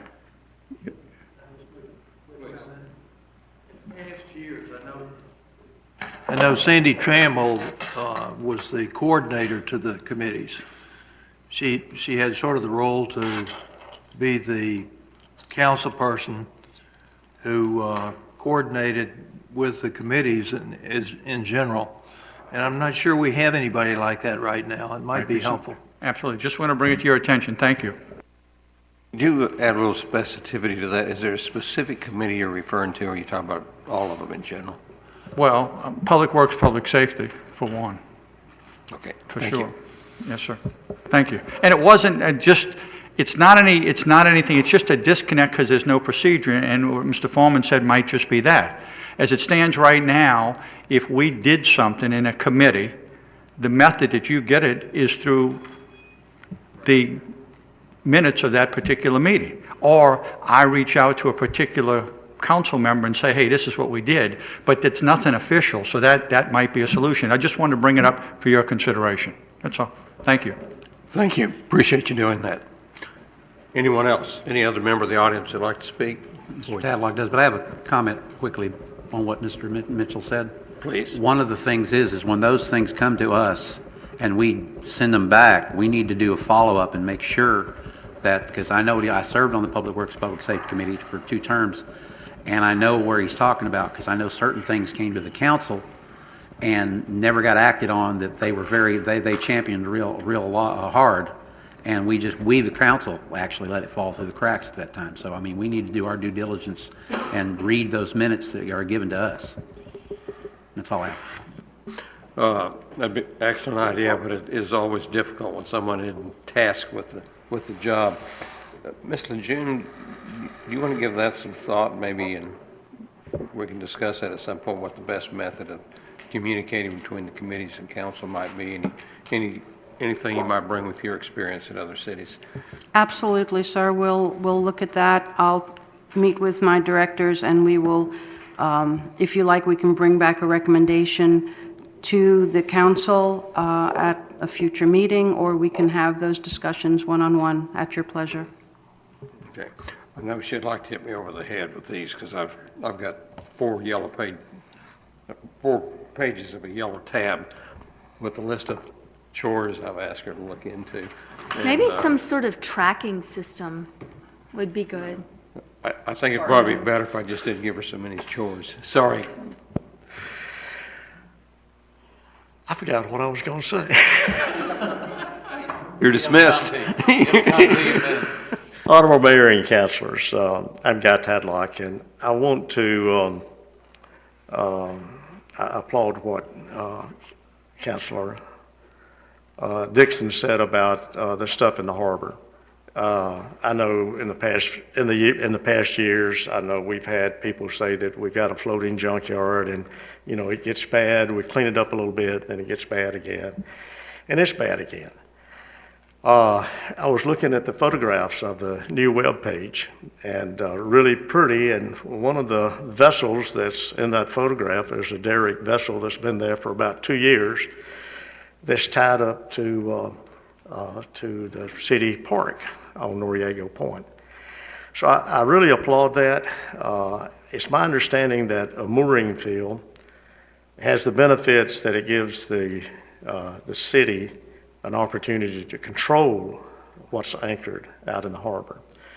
It's my understanding that a mooring field is to be used for vessels that are in transit, and that the state very clearly defines that a transit vessel is one that's traveling from point A to point B, and that it's staying temporarily at this mooring site, and it's not A or B. The vessels that are out there in the harbor right now, they're not in transit. A lot of them, hardly none of them have anchor lights, which is, quite a navigable hazard. Quite a few of them don't operate. I rode by one this weekend, and it has an oyster growth that's about this deep all the way around the bottom of the boat. If you look a little bit closer, the motor doesn't even have a prop on it. So those are the things that really bother me, how we can allow that to stay out there. And ultimately, they're going to end up on the bottom, and there's a buoy out there right now marking where one sank. I think most of it has been removed, but portions of it are still there. But we're missing, in my opinion, a really nice opportunity for the city. Our harbor's really pretty. There's a lot of things to do. This weekend, there was probably about an 80-foot Marla boat that came in here, and they put their dinghy in the water. They went to the seafood festival. We should have a lot of that, but we don't, because our harbor is cluttered with stuff that shouldn't be there. But one issue that I think needs to be considered, there's several vessels out there that the owners have boat docks. Now, why aren't those vessels at their docks? I think I know the answer to that, because they've got pontoon boats on their docks, and they can make more money off of that, and they can put their other stuff, floating around out in the harbor. But the other thing I'd like to mention is this thing about the vendor boats that are on Crab Island, and in the off seasons they come into the harbor and anchor, or they go into private docks and anchor. We had one on Holiday Isle a couple of years ago, and it was really quite a problem. You would be surprised that one of these boats, how long it takes them to load up in the mornings, the 20 or 30 or 40 cases of soft drinks or water or whatever they're selling, and then they come in, and then they got all the garbage, and it gets piled up by the road. And they're coming and going every day of the week. They work on the vessel, getting it ready and supplying it. Those things need to be in marinas. And we've got a lot of marinas on the north side of the harbor that have empty boat slips. So I think it's something that, if as much as we've done to the harbor to attract people to it, the Harbor Walk, this nice festival that we had this weekend, is that we could really do a better job on keeping our harbor clean and pristine and making it attractive to people.